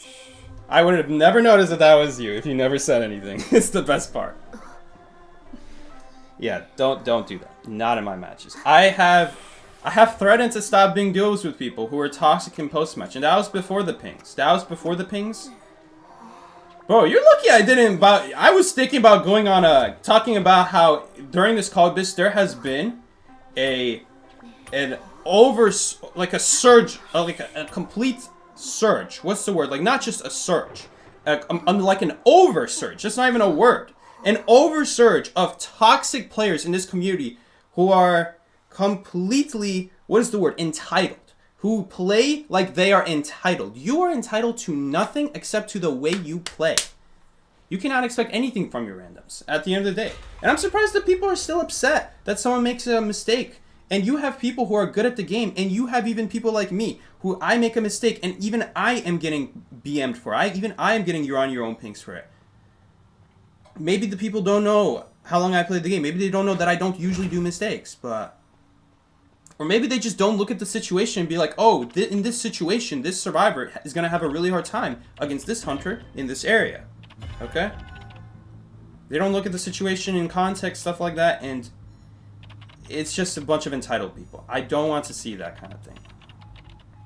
You can either say nothing, you can either keep defending it, or you can say sorry. And I'd really appreciate a sorry. Go ahead and keep doing it in other people's matches if you want. But I don't want to see that.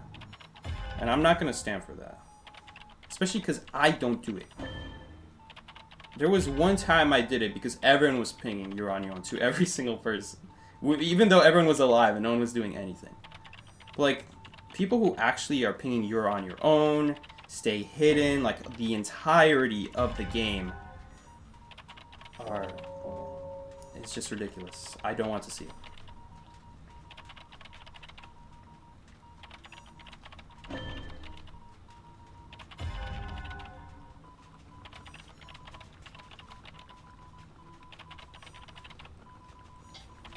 We're gonna do, should we take over middle? I think we, I kind of want to leave, no, Fair Lady I think has double ciphers.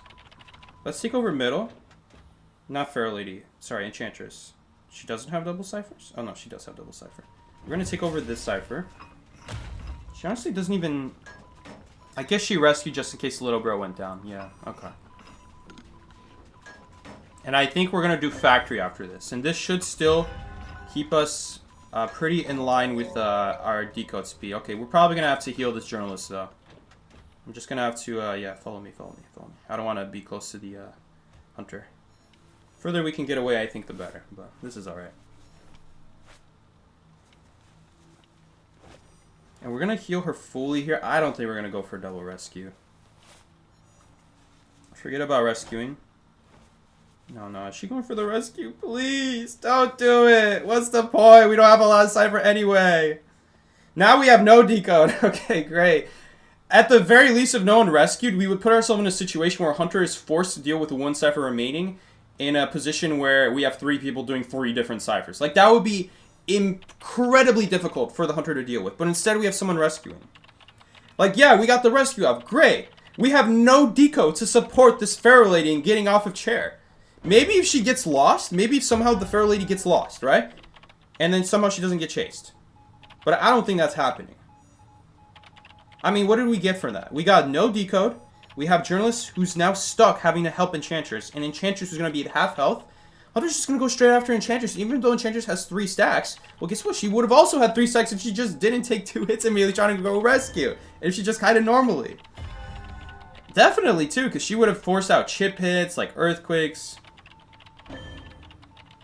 And she just used a stun right there. Did she just use a stun? And she went down immediately. Yeah, so we just lose this game now. But at the very least, I'm very happy that Journalist is not just pinging stay hidden, you're on your own all game. Because does she deserve it? I would still argue no. But I think 99% of people would say yes for playing this bad. At this tier, yes. And yes, she's playing really bad. I'm going to say it. She's playing really bad. But what you do when you ping that over and over again, you do something deeper than just affect the mentality of the person. You affect the whole team's mentality. You put this loser mentality for everyone who's playing the match. And it just makes it a lot harder for anyone to do anything productive when there's one guy being negative the whole time. It's more than just pinging "you're on your own" to people. You're affecting the whole team's mentality. And that person who had a chance of now doing something helpful for his team, maybe doing a rebound, was just put to shambles because you're putting their mentality in a bad state. Even if they are playing bad, maybe they will make a comeback. Maybe they will bring it back. Obviously not this game. But it's awful. It's awful. Long story short.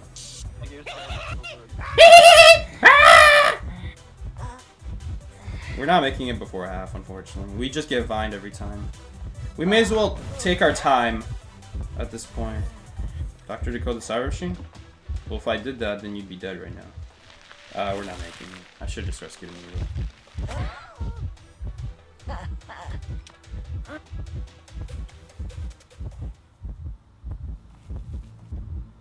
Dude, double vine. Look at that.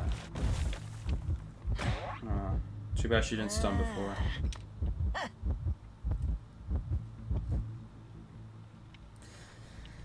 But yeah.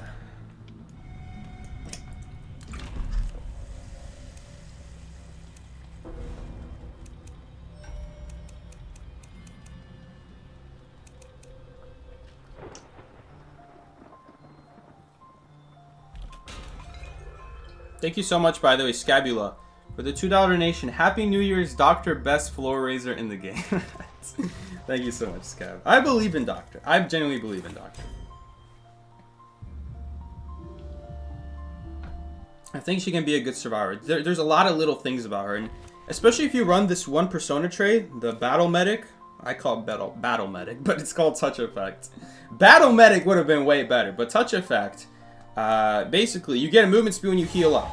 Okay, now sometimes you can actually manage to get the full value in the middle of a chase. Sometimes you'll be able to get 4.5 second speed boost in the middle of a chase, which is great.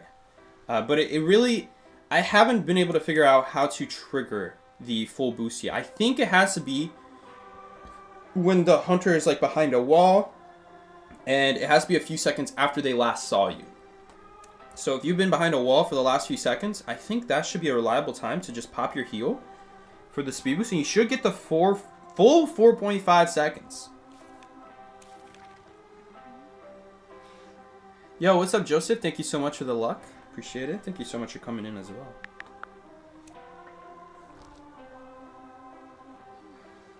Throw or throw?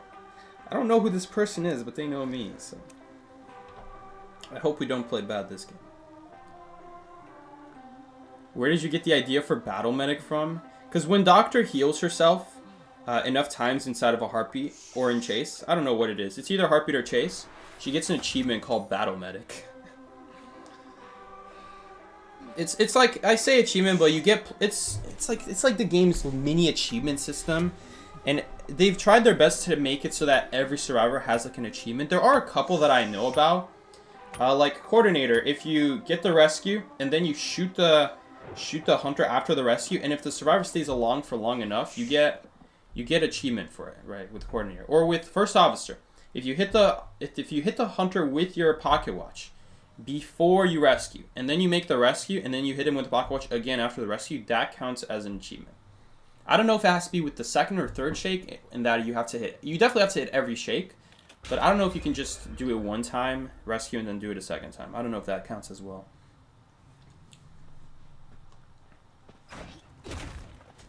Ooh, it's wheel. I didn't even realize it was wheel. I just dropped the pal for no reason. Okay, that pal is not going to do anything anyway, though. If you ever are stuck at that pal with a spike in you, he just puts a trap on that pal. It's better off for a boost. If you ever do this route right here, like where you pass through, you don't want to go up the stairs, but you just want to pass through to the window, or maybe up the staircase, then you can pass through that pal and you get a free pal boost. That's really the only point of the window of that pal right now in the game.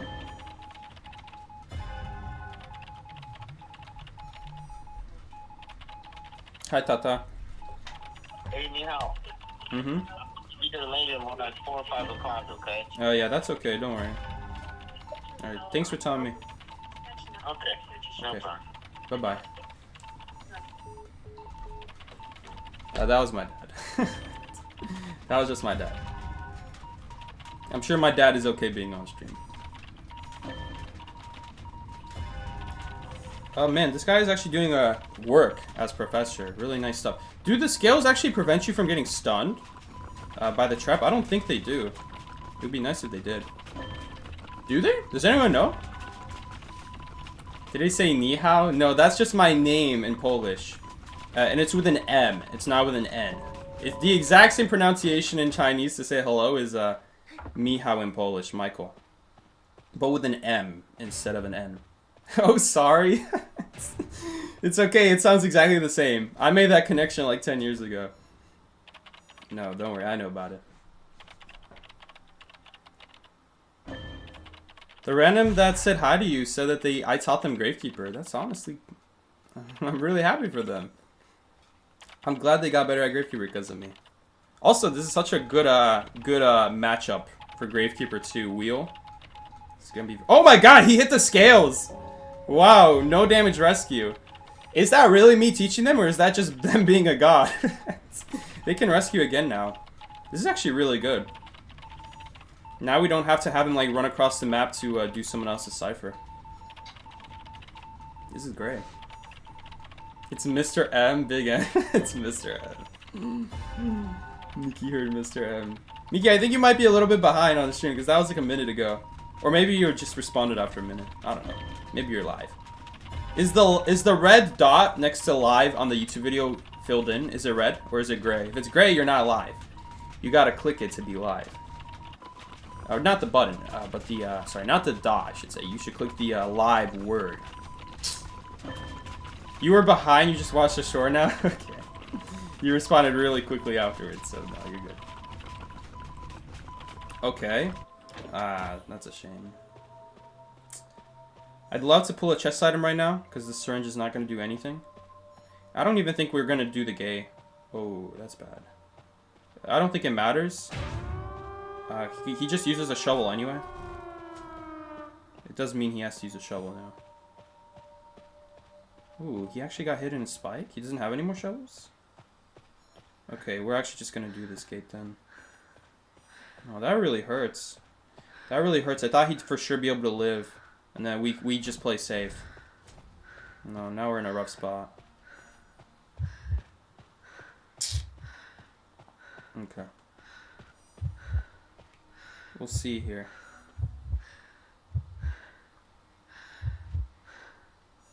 Nope, he's below us. Okay. We're just gonna feed him tinnitus, and hopefully this is gonna be enough for him to get scared and go back for the Gravekeeper, and then maybe we can escape. Hopefully, let's hope that's what's happening. Yes. Oh, I really don't like that he used the shovel though, because now he just knocks him down for free. Sorry, not the shovel. I don't like that he used the self heal, because now he just leaves him on the ground. He doesn't have to pick him up anymore. I think we should still make it. Hopefully, dude, wheel is so fast. It's gonna be close. Okay, no, it's not really close. Still make it out. I'm gonna wait here. Maybe Gravekeeper can like crawl to dungeon. The longer we stay in gate, the more he gets fooled. Okay, there's no point staying anymore because he knows we're already out. Maybe. Imagine he gets it. Oh my god, he was so close. No. Oh man, that was so close. He almost had that. It's like you should ask ChatGPT for a doctor build. No. Doctor really needs. Doctor is one of those survivors where every persona point really does matter. I like that about Doctor, that you have like too many good things to pick as Doctor, right? You're not stuck with like, oh, well now I have these useless persona points, what do I pick, you know? Because I'll always carry like stuff like pallet stun on my builds, but you know, not every hunter is one that you're able to stun. Some hunters are just not going to be ones where you're going to go for stuns. But even then, every once in a while, like yesterday, I stunned a Percy. And that extra stun made a huge difference in reaching Graveyard from Dancing Geisha on Ever Sleeping.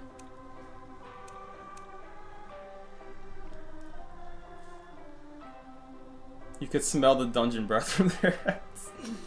You guys got that right.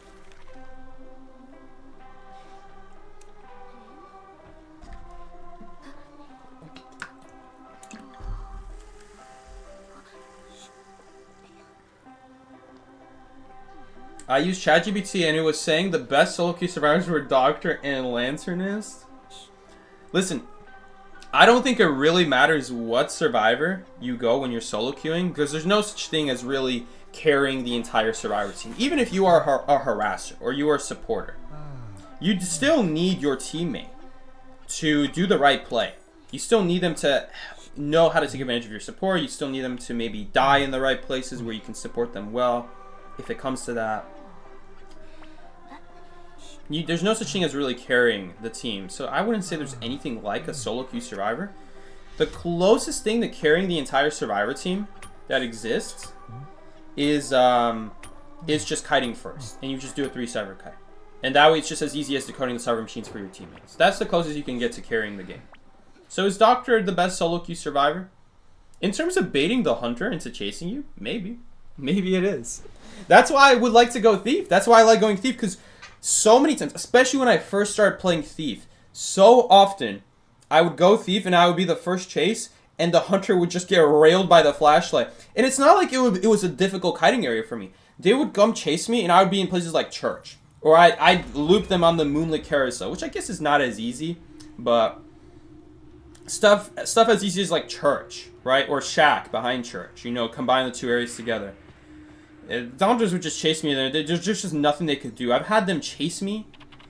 I think I've had them, like, even tournament hunters who play in tournaments. There are tournament hunters out there who have gone to chase me, and then they see what's happening, right? Their team sees what's happening. Maybe their team's spectating their match, and I've had, like, the team captain then come up and tell me, yo, our poor hunter, you destroyed them with the thief. Like, they chased you as Ann on church or something like that, and they just could not do anything, right? And it's just stuff like that where it's like, hunters just don't know. Hunters just don't know, and, like, you want to know the real, like, solo queue survivor. It's the ones that are very good, but no one expects them to be good. The problem is that the game is like, everyone pretty much knows what are the best survivors, so it's really hard to come across a survivor that's A, easy to play, and B, very good.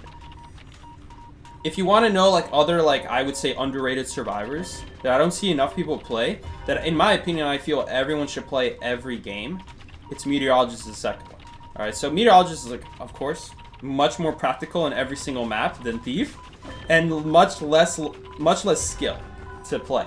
But you still need to know, like, all you need to know is me to tell you this tip, that if you put lines up and down like this in just the first 1/3 of the drawing board, then that will allow you to always use 4 clouds to push the hunter, which is extreme value. The fact that you have 4 clouds to push the hunter with, which is great value. That is really good. All right, but it's not that easy to use. That being said, Meteorologist is a very versatile survivor. A lot of things you can do with her to help your teammates too. All right, more practical than Thief, I would say, as well. Okay, we're gonna have to heal him as soon as possible because I don't expect there to be much time. So I'm actually gonna run to him on purpose here, so that we can actually get the heal off as soon as possible. The only downside is that he has the Rotting Leaves debuff on him. So every time the Rotting Leaves debuff hits 30 seconds and 0 seconds, the hunter is alerted to where the person is. That's how the way it works. So, just in case anyone's wondering, because it doesn't explain in the game. It doesn't explain in the game what the Rotting Leaves debuff, like, when it triggers. But it triggers at 30 seconds and it triggers at 0 seconds as a survivor. You can see the debuff in the top left. So you can actually use that to plan if the hunter can see you or not. Okay, unfortunately got farmed, but at least Knight didn't take any damage. Ooh, he might take damage. Okay, no, he missed his hook. I saw the Hunter Shadow just throw a hook and miss it. Well, these are the little things when you know every single Hunter's animation. I just saw his antler and like a little bit of his head, and I know based on the exact movements if he hit the hook or missed the hook. I mean, I guess it's pretty easy to tell that he didn't hit the hook, but I could also tell that he missed his hook. So on top of that, Knight is now able to kite on a cooldown here.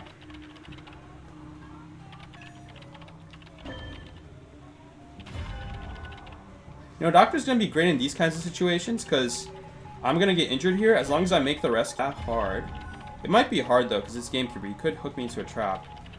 I'm probably going to go early here when he goes down. But yeah, if I need to rescue again, I can just heal myself. The hunter has to go after me to not allow a second rescue. Oh, and he also went down to a hook. That might make it a little bit tough now. I might also just wait for the Cypher to be primed. No, the server's gonna be primed before half, I think, yeah. Actually, it might not be. Watch out for the trap at Haunted House. He missed his hook. I was actually accepting that hit. I was ready to accept that hit. Okay, he gave up. I'm not gonna... Oh, wait, there can't be traps here, because there's a rocket chair. I do think... Okay, no need to heal. Fair enough, no need to heal. Oh, what was that? I think she just triggered attack recovery. Or canceled attack recovery, I should say. And there's a trap right there. He is right. I was thinking there would be one at the window. Say when it's critical. Honestly, I could rescue before half 2, but it's Bridge. He's definitely gonna hook me into a trap.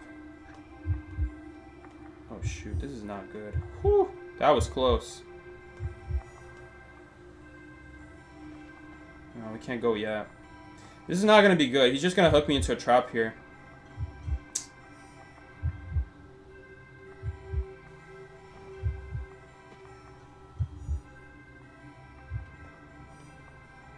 Yeah, this is very bad. We have to go now. I don't have high hopes for this. He's just gonna... Ooh, but our heal doesn't do anything actually, because he just chips us to death. Oh! That was good, but I don't think we can get it. Wait, that put him on a cooldown, I think. No, it doesn't put him on a cooldown? No, we don't even make it. That really sucks. Dude, by the way, sensitivity just made us not take the hit right there. Did anyone notice that? The speed boost that we got from the hook, because the hook is a chip hit. So we got a speed boost from it. Okay. We'll see here. No, he can just hook us though. We have to stay here. He missed his hook. This guy's hilarious. Is that a trap? Oh no, that's not a trap. I mean, we don't have anywhere to go anyway though, honestly. We could go over here. This is actually a much better cutting area. I think he's about to get his hook though, yeah. There's no way.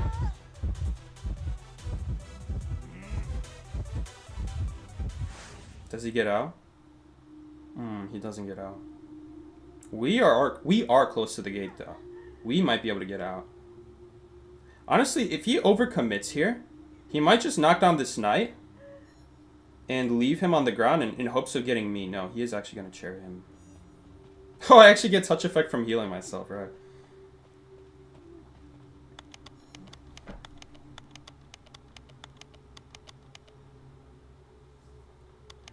You see, I wonder... we do have longer pallets on our build, but... You see, I'm pretty sure he only used his hook 2 times.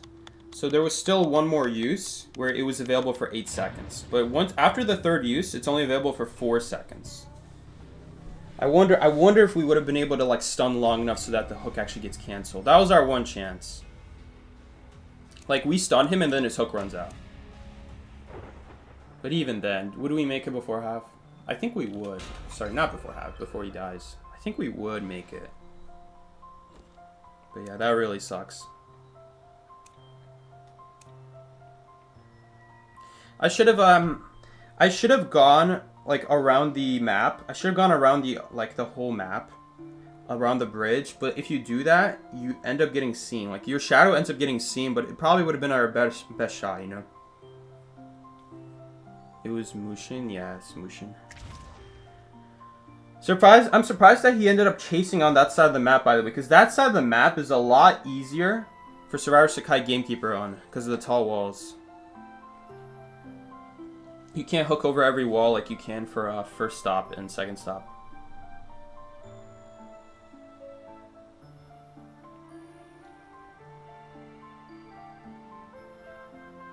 If Touch Effect wasn't so expensive, it would be worth running on every Survivor, because look at that boost. Yeah, it's not worth it. It's not worth it for being so expensive.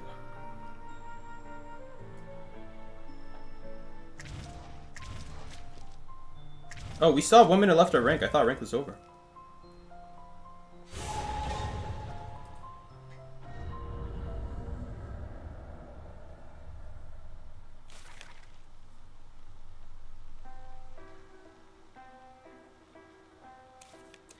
It's kind of like the problem with Moonlit in general, is that Objects don't get loaded from far, but Survivor Shadows still do. And same for the Hunter Shadow.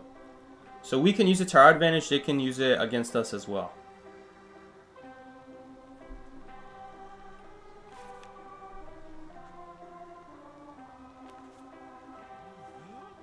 If he's watching, I don't think it would really be any different. The only thing that would be different was that instead of getting tinnitus at second stop, he wouldn't get, or not second stop, at 2-story, he wouldn't get tinnitus at all. Okay, so then he's got to know where we're coming from, right? He knows we just rescued. So he knows we're on the other side of the map. So then he'd probably start watching bridge on the other side. Like, he can see my shadow from the other side to see if I'm coming from that direction. Because if he's not getting tinnitus at 2-story, then there's only 2 other ways to go across the map on Moomer. That's like the one annoying thing about Moomer is that those choke points, like the bridges, they create choke points on the map so that it's a lot easier to figure out where a survivor is.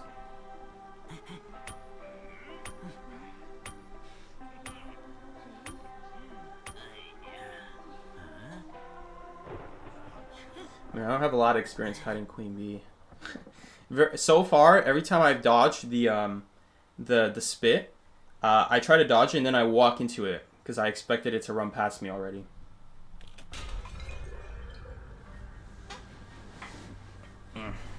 Almost for sure gonna get chased here.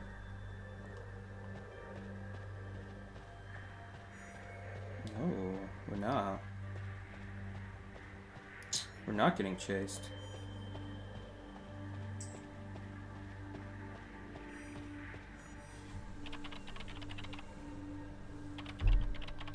Who is Enochian? Who changed their name? Who did I mod that's name is now Enochian?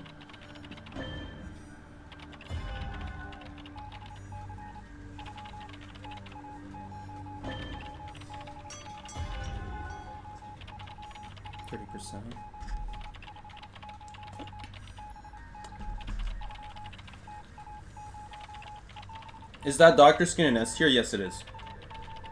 It would be hilarious if this was an A tier.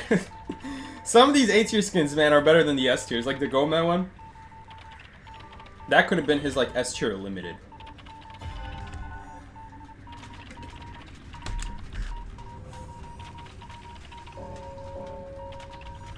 Yeah, it was when did this skin come out? It came out this year. Or not this year, last year technically. Came out last year. Because it's 2026 already. Came out last year for Lunar New Year. Okay, long stun. It is Queen Bee. He might be able to rebound off of that stun. It's not a hunter who can just easily jump over pallets and windows, but it really depends what he has. If he doesn't have any good pallets left, then it doesn't really matter. Don't think we're going to be able to do that cipher reliably. Let's just do this one. Lucky that there's 2 at middle right here. Very lucky. Yo, maybe I can take a hit here?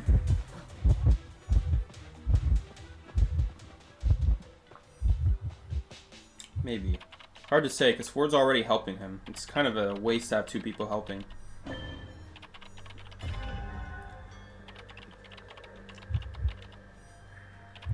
Honestly, with the Doctor Forward synergy, Forward could harass, and I should have been healing Doctor. Yeah, sorry, yeah, I should have been healing the Magician while he's harassing.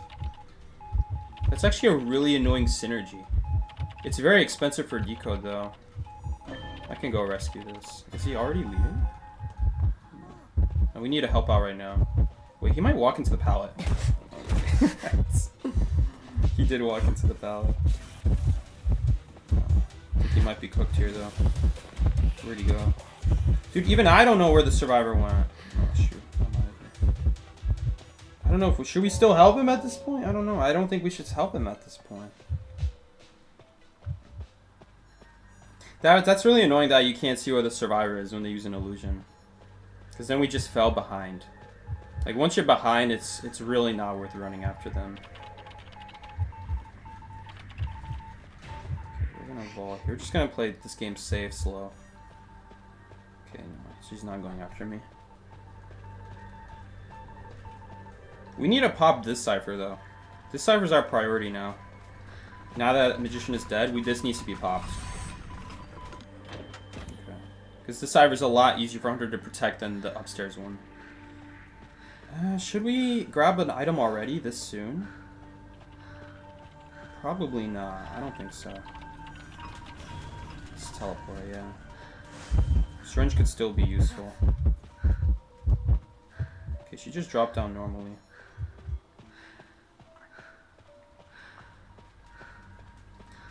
She's probably gonna go back here. Yeah, she's gonna go back. Because Barmaid just vaulted a graveyard window. There's no way that she's gonna kill her to prevent the heal. I really want to heal up our forward. Here. So just guarantee... Oh, that's her. She's literally inside the bees. Oh, we might actually end up dying here. That's okay. You can't really hide behind that pallet anyway.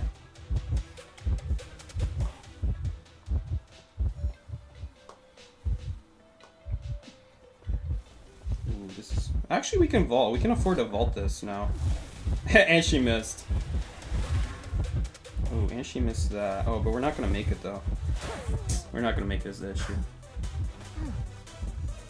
Man, I'm not used to cutting her, like, 1,000 presents either. That's the thing. I need to keep that in mind. What is the cooldown on that anyway? 18 seconds, I think. Should have just stuck by the pallet. You gotta be so careful, because, like, I'm always so used to her just walking around that I forget that she can even go in her bees and just catch up to us so fast. That's a full presence ability, that's why. Oh, that sucks. Oh my god, man. That was very, very well played on her end. That was well played on her end.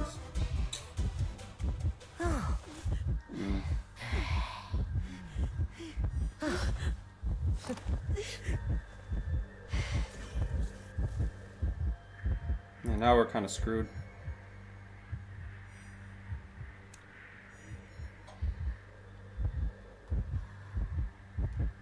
That was really my bad. Should have just been... We could have honestly also dropped that pallet and just guarantee that we survive. That's another thing we could do. I'm pretty sure she's just going to check on dungeon now. Yeah, he's not going to make it out. Man, that sucks that I died like that. We just immediately got hit off of chair. We just immediately got hit off. Didn't even give us a chance to take one hit. That was my bad.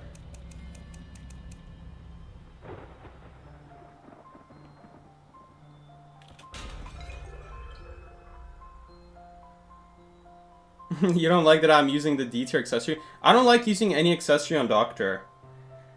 Because it makes it very obvious that you're healing. I don't like using accessories on Doctor. Yeah, no more rank anymore. We'll play one Hunter match. We should have tied that match. That was a very tieable match.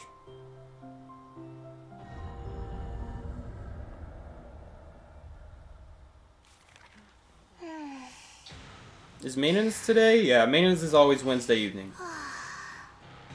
But lately they've been making it so maintenances end so early, which just forces you to play Identity 5 even more. Like, man, everything about this Call of Abyss, I hate it, man. Like, everyone is no-lifing rank, forcing you to no-life rank if you want to stay in top tier, so that you still gain Call of Abyss points. It's basically who plays Identity 5 the most.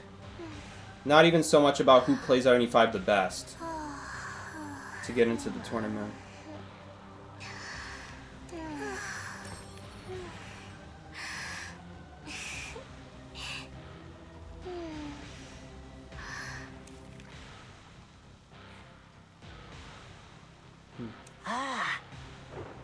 You can hide the effects, then what is the point of wearing the accessory?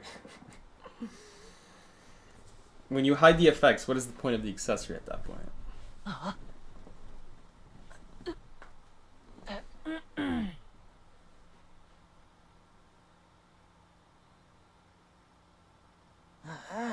Are you participating in KOA? Well, if we get top 8, I'll participate in KOA, yes. You have to get top 8 to actually participate in the tournament. Hide it for the Hunter, they mean?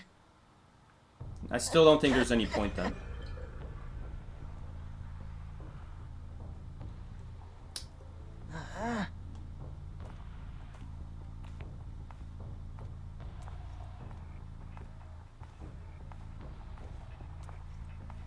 Especially because some of these man accessories, they can be so loud. Some of these accessories can be so loud too that it's honestly a disadvantage to be carrying accessories on Doctor. Some of them are loud. You need to listen for certain hunters like Dream Witch.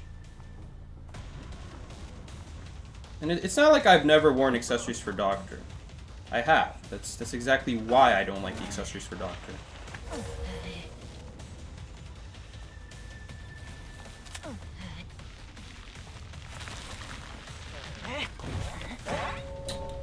But yeah.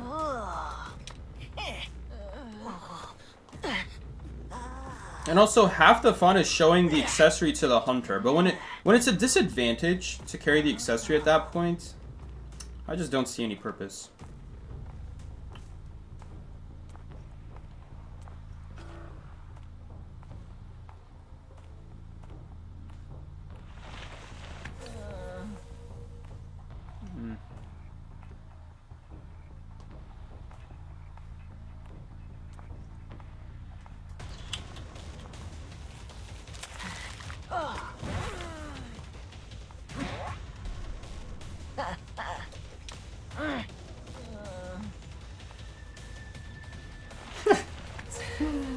That's one way to dodge the cloud. These people, man. These people and their flywheels. Okay. That's crazy.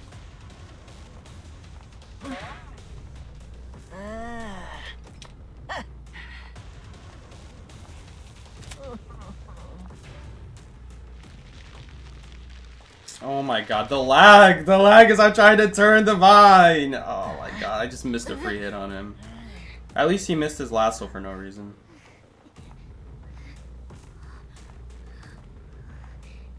Did he miss his lasso? Now he did.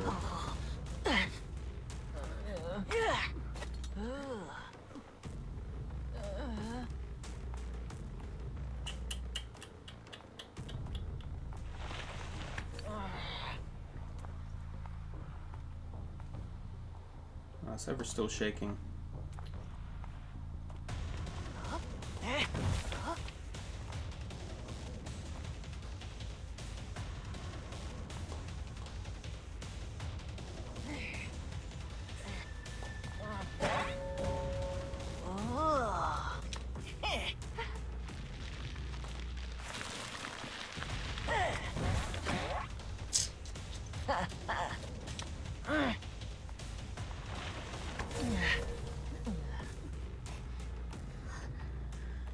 So they just healed up. That must have been at Shack, or near Shack, because that's the only other person that could have healed him. Did I already break this paladin? No, I didn't break it.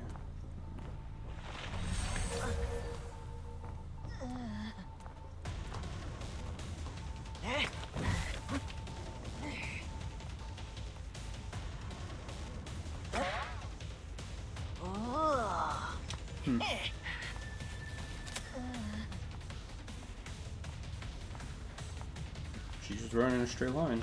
Okay.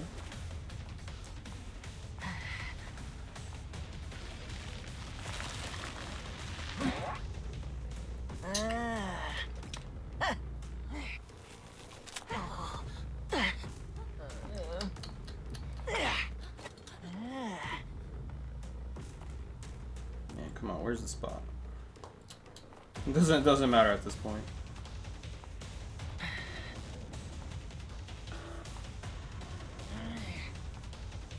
We can kill him here with the Earthquake Basic.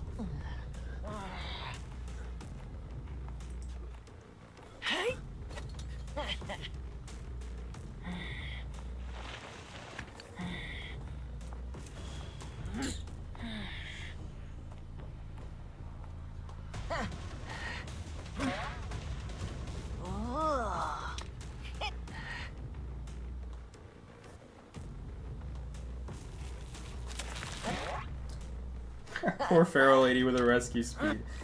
See, if that's how slow rescues would be in the game, then there might be reason to touch the chair a little more often. Because that way, otherwise hunters would always be able to react to that. Oh, we actually have no more chairs here. Oh, we have a chair back there.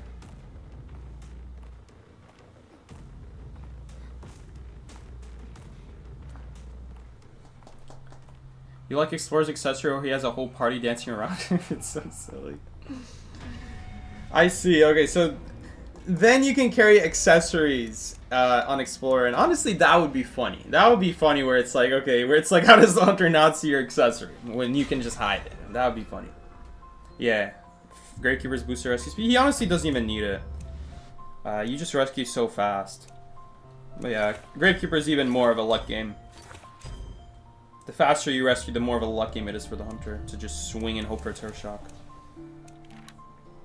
Because logically, no human being is going to be able to react based off of when you rescue. Because on top of that, when you press the button, you need to consider the time it takes for you to press, for your finger to actually travel to hit the button, and then your finger needs to let go of the attack button after that for the attack to start happening. And then on top of that, every hunter's attack has at least a millisecond of delay on it when you press the button. Even after you press it and let go, some hunters it's longer than others, like Photographer, but others like Dream Witch, like, yes, it's basically instant, but there's still that little bit of a delay. So I just say that as a survivor, you're not gonna be able to react to a 0.1 second attack, realistically. Someone called and then instantly hung up.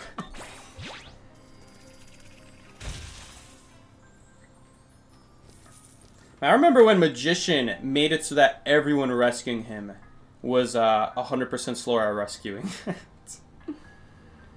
It was actually a threat rescuing Magician back then.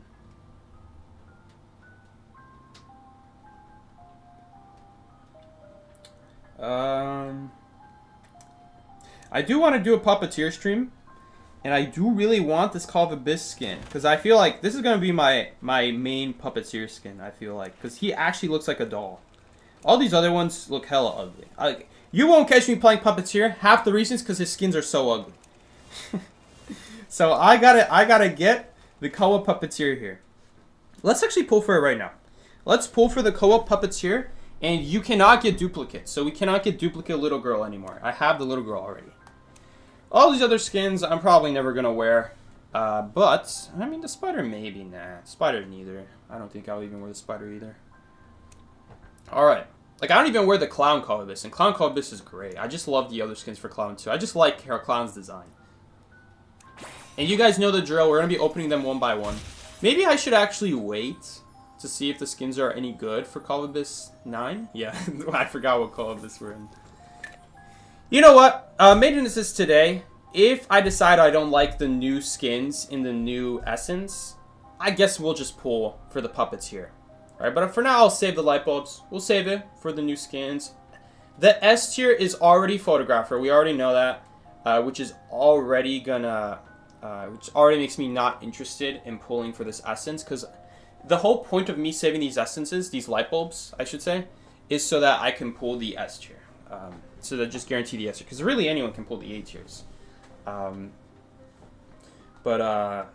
Yeah, that S tier being Photographer, I already have a feeling I'm not really gonna pull for this Essence just because of the S tier is Photographer. Like all these other S tiers, like you could get for Spider, like Feast or No, but Wu Chang, like Geisha, Gamekeeper, like these are all good hunters. These are good hunters. It actually makes sense to pull for their skin, because I'm actually going to use those hunters, but I'm never going to play Photographer, dude. I'm never going to play Photographer. You should watch the Call of Abyss 9 trailer. Thank you so much for the $2.79 Californian dollars. You know what? I think we will. Let's watch the Koa 9 trailer. I hope it's not copyright. Identity 5 YouTube.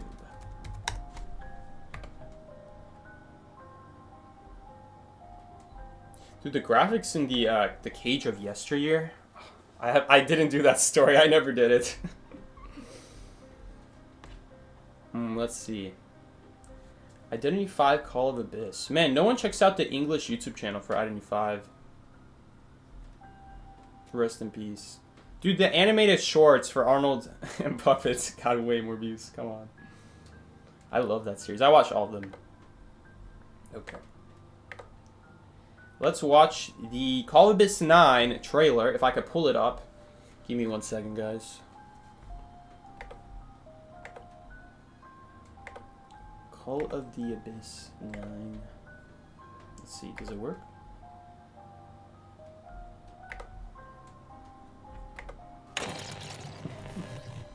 Warning. Does it work? Okay, it does work. Actually, it does work, but the image is a little bit wrong.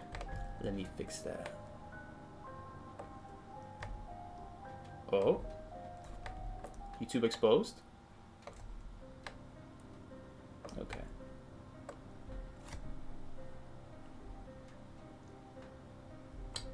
Let's mute the game real quick, and we're gonna watch the Koa 9 show because I've never watched this before. And we'll put it right here so that we can still see the chat. All right, let's see this. Warning. Heretical songs are prohibited. Bro, the graphics on these trailers are crazy though. Of the deity's image is I guess it looks the same as always, actually. This symbol, we used to draw it in childhood. Warning. Wear sacred amulet upon entry. If damaged, hold and wait. Let's see, they got this like forbidden god, almost like Feaster. Oh, like Can it's very similar paradise theme. endure for all time? What is seen may yet be a lie. I have to see it myself. The Blessed Path. This almost feels like a movie. When is the IDV movie coming out? Where's photographer This is though? also my first time seeing the annual parade. Why is he British? This is also my first time. Annual parade.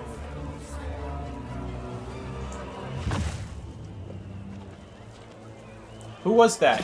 Is it canon that he's British now or Australian? Dude, that looks like Dreamwitch. This would have been a sick Dreamwitch skin. What are they doing? Oh, he's literally made out of marble. This path leads to eternal paradise.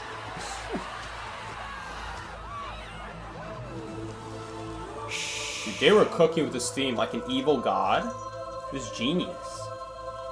The traitor is among us. Among Us! Among Us! He said Among Us! Oh, so they want to kill the god. They don't believe in it.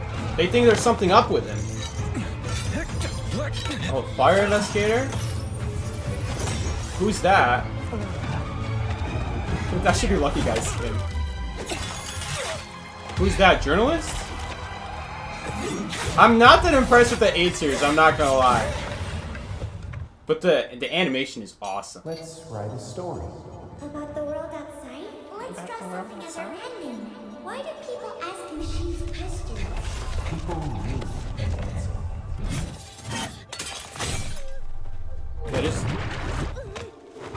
That's deep. People need answers. They'll believe it because they need answers. That hits deep. That's like... Too just. Look, this is the real paradise.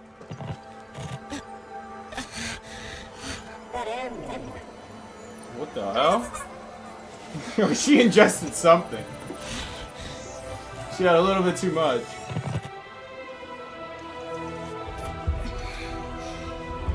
So they, what is it? They won? They won? It was that easy? They already won? There's gotta be more. Oh yeah, you knew it. You knew it! You knew there was gonna be more! Retrieve latest data. You're not beating a god. Iteration 1 to 0. That's cool. That's cool. I love the idea of the theme. Don't get me wrong. I love the idea of the theme, but I'm a little bit underwhelmed with those A tiers. Hopefully they look a little better in game, but I love the idea of like believing in a god that's actually evil, or at least you think is evil.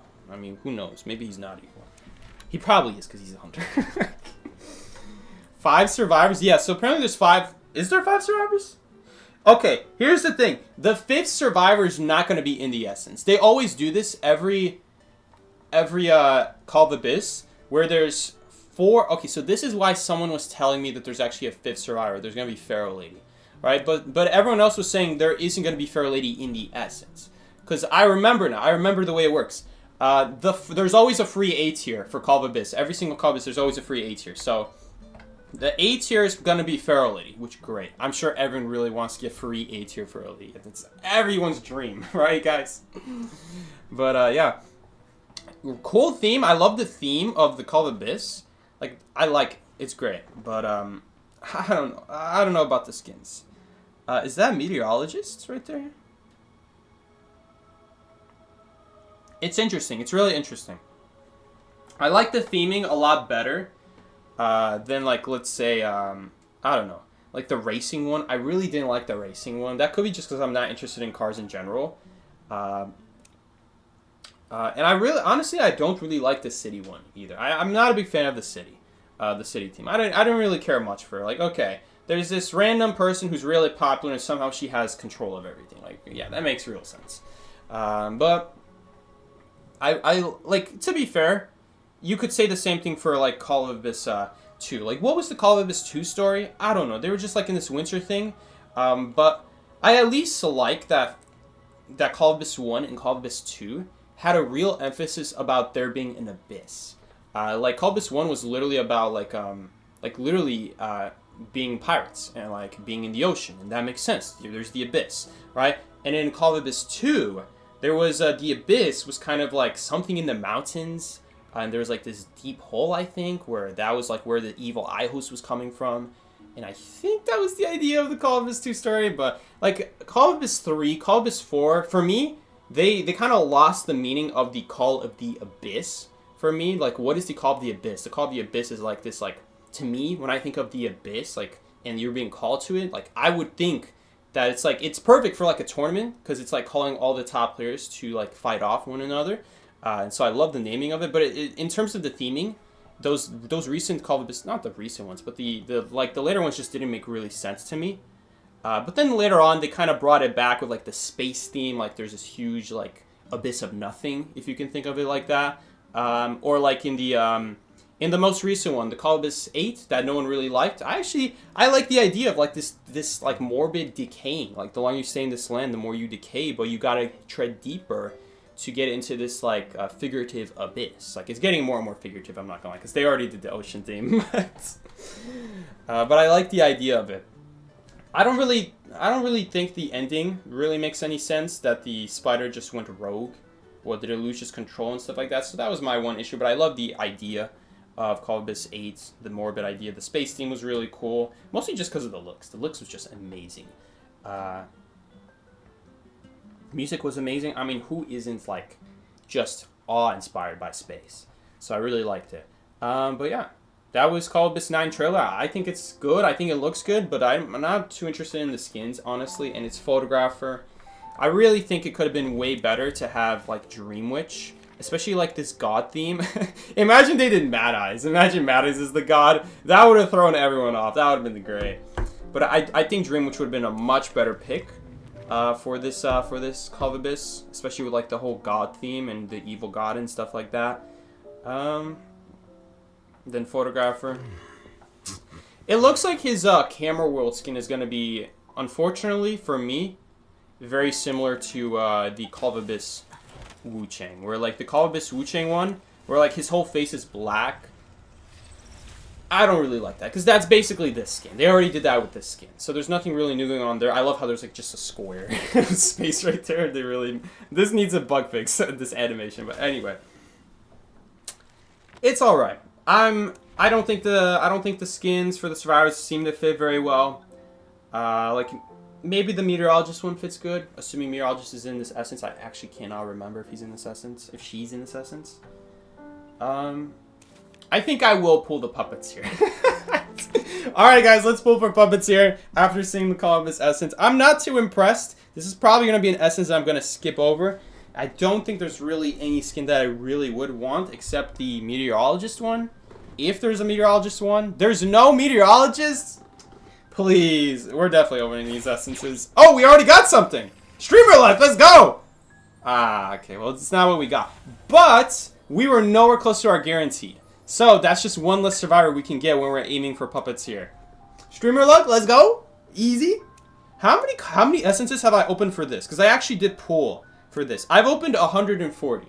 And I've gotten all the things in just 140 essences. I would say that's pretty lucky. Because if we're talking about guaranteeds, you need to hit 240 guaranteeds to get all the A tiers. So I think that's pretty lucky. It took less than half. Or a little more than half. Maybe that's not lucky. I don't really know the statistics of it.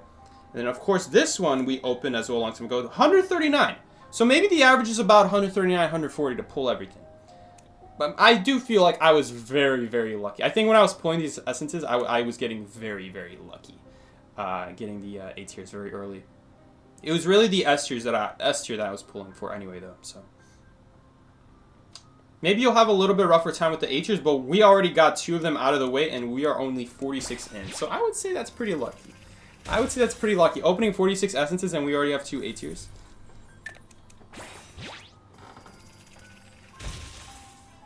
The Cat Puppeteer skin? Not interested.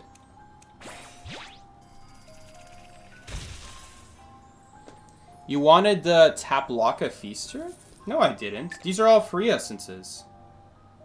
These just came for free. Miki, these were free. You get around like 60 for free, like in total. You'll get from Logic Pad. I mean, look, we're already 12. We're already 12 in here. There really was no skin that I wanted from here. I mean, you know me, Miki. Why is Miki saying? Why is Miki saying you wanted the Feaster one? Oh, decent trash. I was gonna say, why do you think I want one? Like, you know me. I do huge openings. I wouldn't do just like an opening of 15 because it is a little strange that I have slightly more for this essence than the other ones, but I'm sure there's a good reason for that. I'm sure they gave more or something. You know me. Good, good. I'm glad you know me. Otherwise, what kind of friend would you be? No, I'm just kidding. Call of Abyss Penguin, cool. This guy is literally made of wood. His hat is made of wood. Poop tea? That's what I call boba tea. Boba tea is just poop tea. It's like little chicken poop in there. We got batter, cool. Yes, we're opening these one by one. We have over 100 essences to open, assuming I don't get the puppeteer. I mean, that's how many inspirations I have. I have over 100,000. That's over 100 essences. So this could take a while. Reticent Brown. Look at that, guys. We got Reticent Brown. Now I can have poop color clothes if I want as Aeroplanist. Like, that's a survivor I'm ever going to play. What are you saving your fragments for? For limited skins. Boba Milk tea is peak? You mean poop tea? Can you only get the portraits from this essence? Because I haven't gotten these before. These are a year old at this point. Imagine he gets the S tier first. Yeah, that's probably going to happen. If we get the S tier spider, I'll do one game of spider. So we can see the spider balls hanging on the back. I'm not going to lie, the spider balls are like half the reason I don't want to wear that skin. I just don't want to think about spider balls. It's like the type to choke on a boba pearl. You mean poop pearl? I'm not choking on poop. You're not catching me choke on poop. That's not how I'm going out.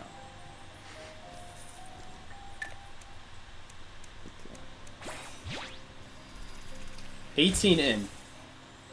You're so excited for Limited Ripper? What do you mean Limited Ripper? Is Limited Ripper coming out? Why is Ripper getting another skin? Now that I think about it.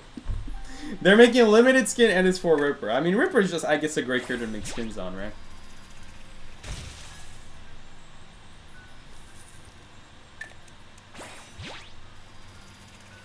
Chinese New Year Ripper? Damn. They better cook with that one. They better cook with that. Usually all the Ripper skins are just really great. They always cook with the Ripper skins. Except the Tuberous one. I hate that one. That one sucks.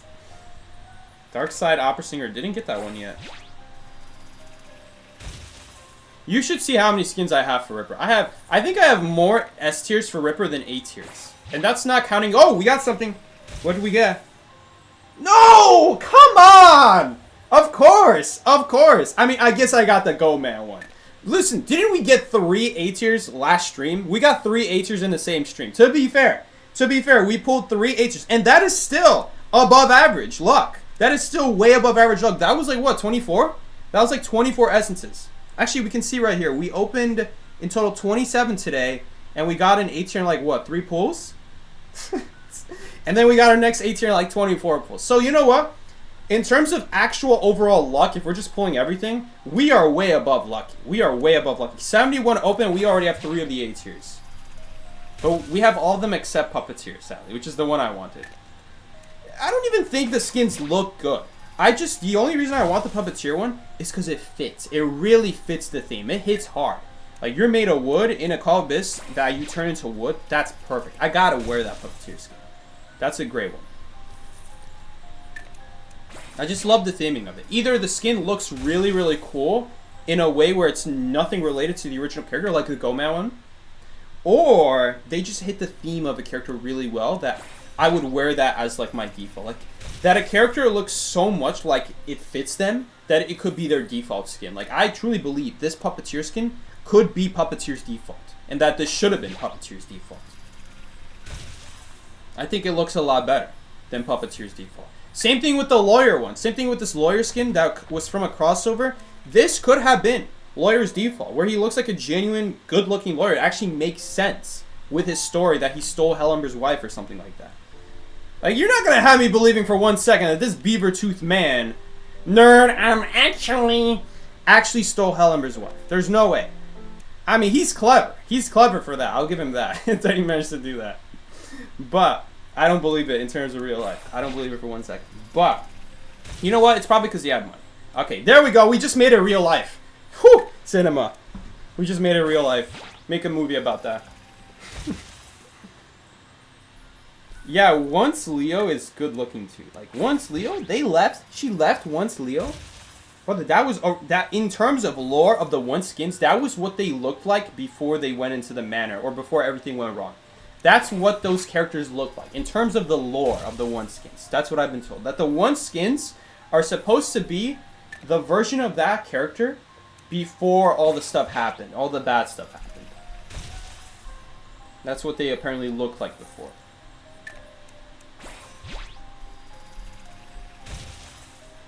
He's a little bit big. I'm not gonna lie. He's a little bit fat for my liking, but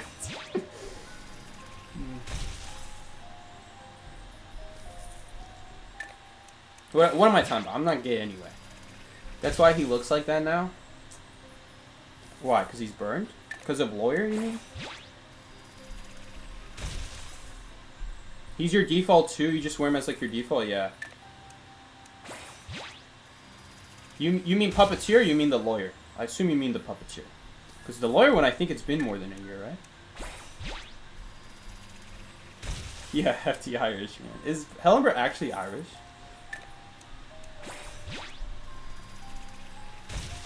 Never underestimate Lawyer's riz, that's right.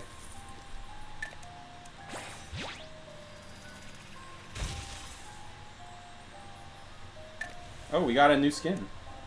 I thought it guarantees B tiers that you don't already own. Alright, I guess not. We've been getting like the B tier Bonbon one multiple times now. I thought we already got all the B tiers.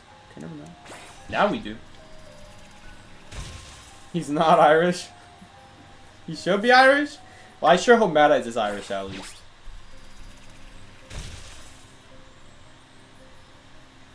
Oh, you're right! Dude, Joseph is so right. I forgot my one rule. I don't want the Puppeteer skin. I changed my mind.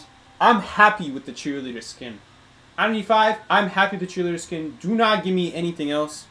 I don't want anything else. Actually, give me the spider skin. Give me the spider skin. I really, really want the spider skin. Because I doesn't care if I already own the skin. If I already own the skin, it doesn't care to give me luck. It only cares if I wish for something that I don't own. Like, if I say I'm happy, they may just not give me anything. But I know the trick. I really, NetEase, please, give me the spider skin. Please. Please give me it! I want it so bad!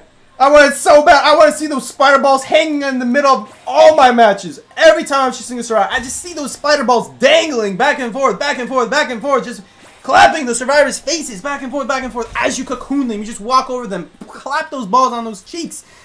Please give me it! Give me it! I want it so bad. Elegant blue?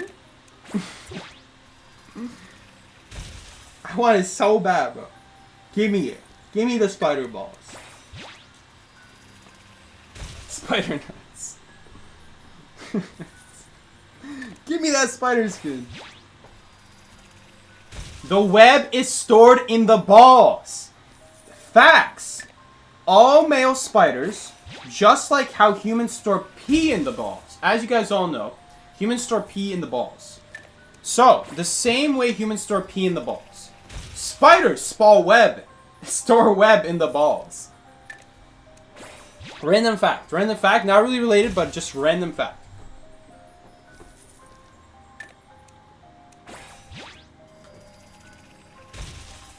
I only wanted cheer skin and got only it, so I got lucky for once. Well, when I pulled for the Call of Abyss like space theme, I don't even know the Call of Abyss is by number. When I pulled for the space theme Call of Abyss, oh, we got something. Give me the spider! No! I didn't get the spider! No!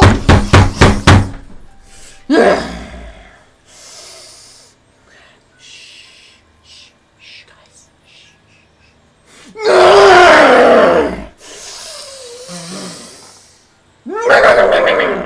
Alright, guys. That's a shame. That's a shame. Sometimes IDV just gives, and sometimes IDV just takes. Sometimes you just can't get what you want. But that's alright, guys. Maybe we'll try next year. Maybe we'll just try next year for the spider one. No big deal. No big deal, guys. Anyway, let's check out our new skins. We got Little Girl Behavior. Compasso. We have Novelist. He is weeping. Shame. Oh yeah, me when my randoms die instantly. Standby Motion, we got Snooze. I actually didn't have this before. This was from the Essence. Snooze is pretty boring. Snooze fast, am I right? Look, is Look better? Do I prefer Look? No, that's a Snooze fest too. Stand is better. Alright, we also have the Aeroplanist skin. I love Mario Aeroplanist though. I don't think I'm ever gonna change from Mario Aeroplanist. This is my favorite Aeroplanist skin. Mario. He's just straight up Mario. I don't care what you say. I hate this skin. This skin is ugly. Why is he wearing pajamas? I hate it. This is like the Honor skin. Every time I see the skin, I think of Honor. I prefer Mario. Mario Aeroplanist. This one's alright. I see what they were going for with the but besides that, not a bad skin. It's not that bad. It's fine. You know, it's not the worst thing. I don't really know what they're going with the pom-poms, but it's fine. It's fine. It's fine. I think I might actually wear it, because I don't actually have a cheerleader skin Enchantress. Bishop. Bishop is pretty cool. Maybe I should unlock it. I like Bishop.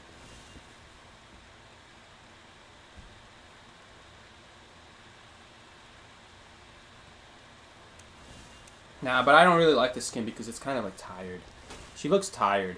That one of the biggest reasons why I hate dancers, all of dancers like original skins, is why do they make her look so tired? What is this stuff under her eyes?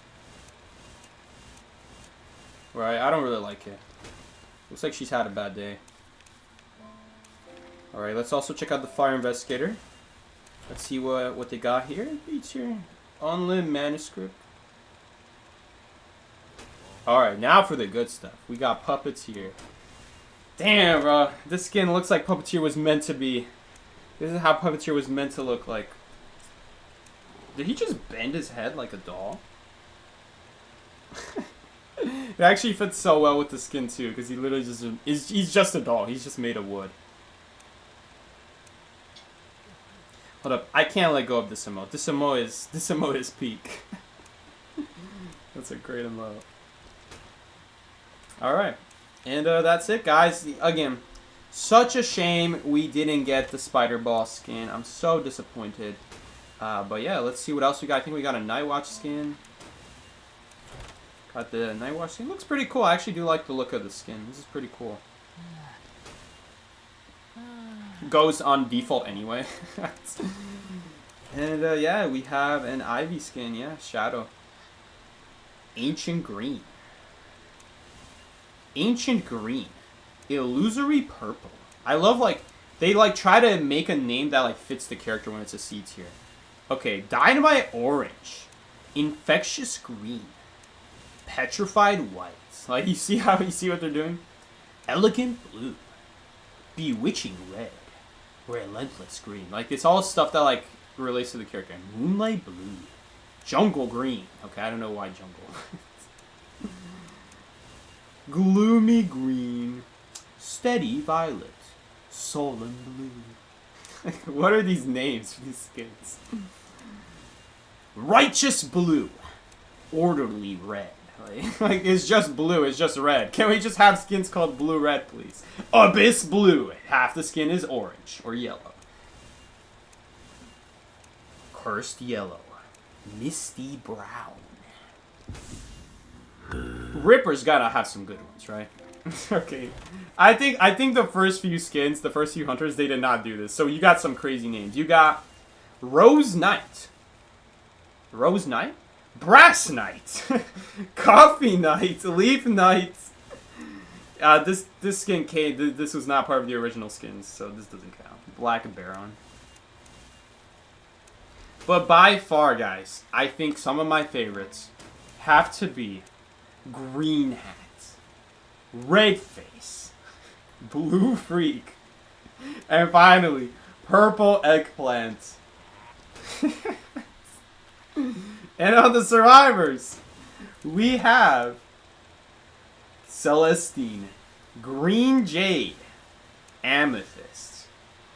And how could we forget, guys? The most valuable skin of all. Moldy Bread. Moldy Bread. This is exactly what I think of too. Moldy Bread. My favorite. Moldy Bread and Purple Eggplant. Alright guys, that's going to be it for today's stream. If you enjoyed the stream, be sure to check out more streams just like this every Monday and Friday in evening and sometimes Wednesday afternoon. I don't know if I'll still be able to stream Wednesday afternoon though because I'm going to be starting school soon, so we'll see about that. But yeah guys, thank you so much for joining along.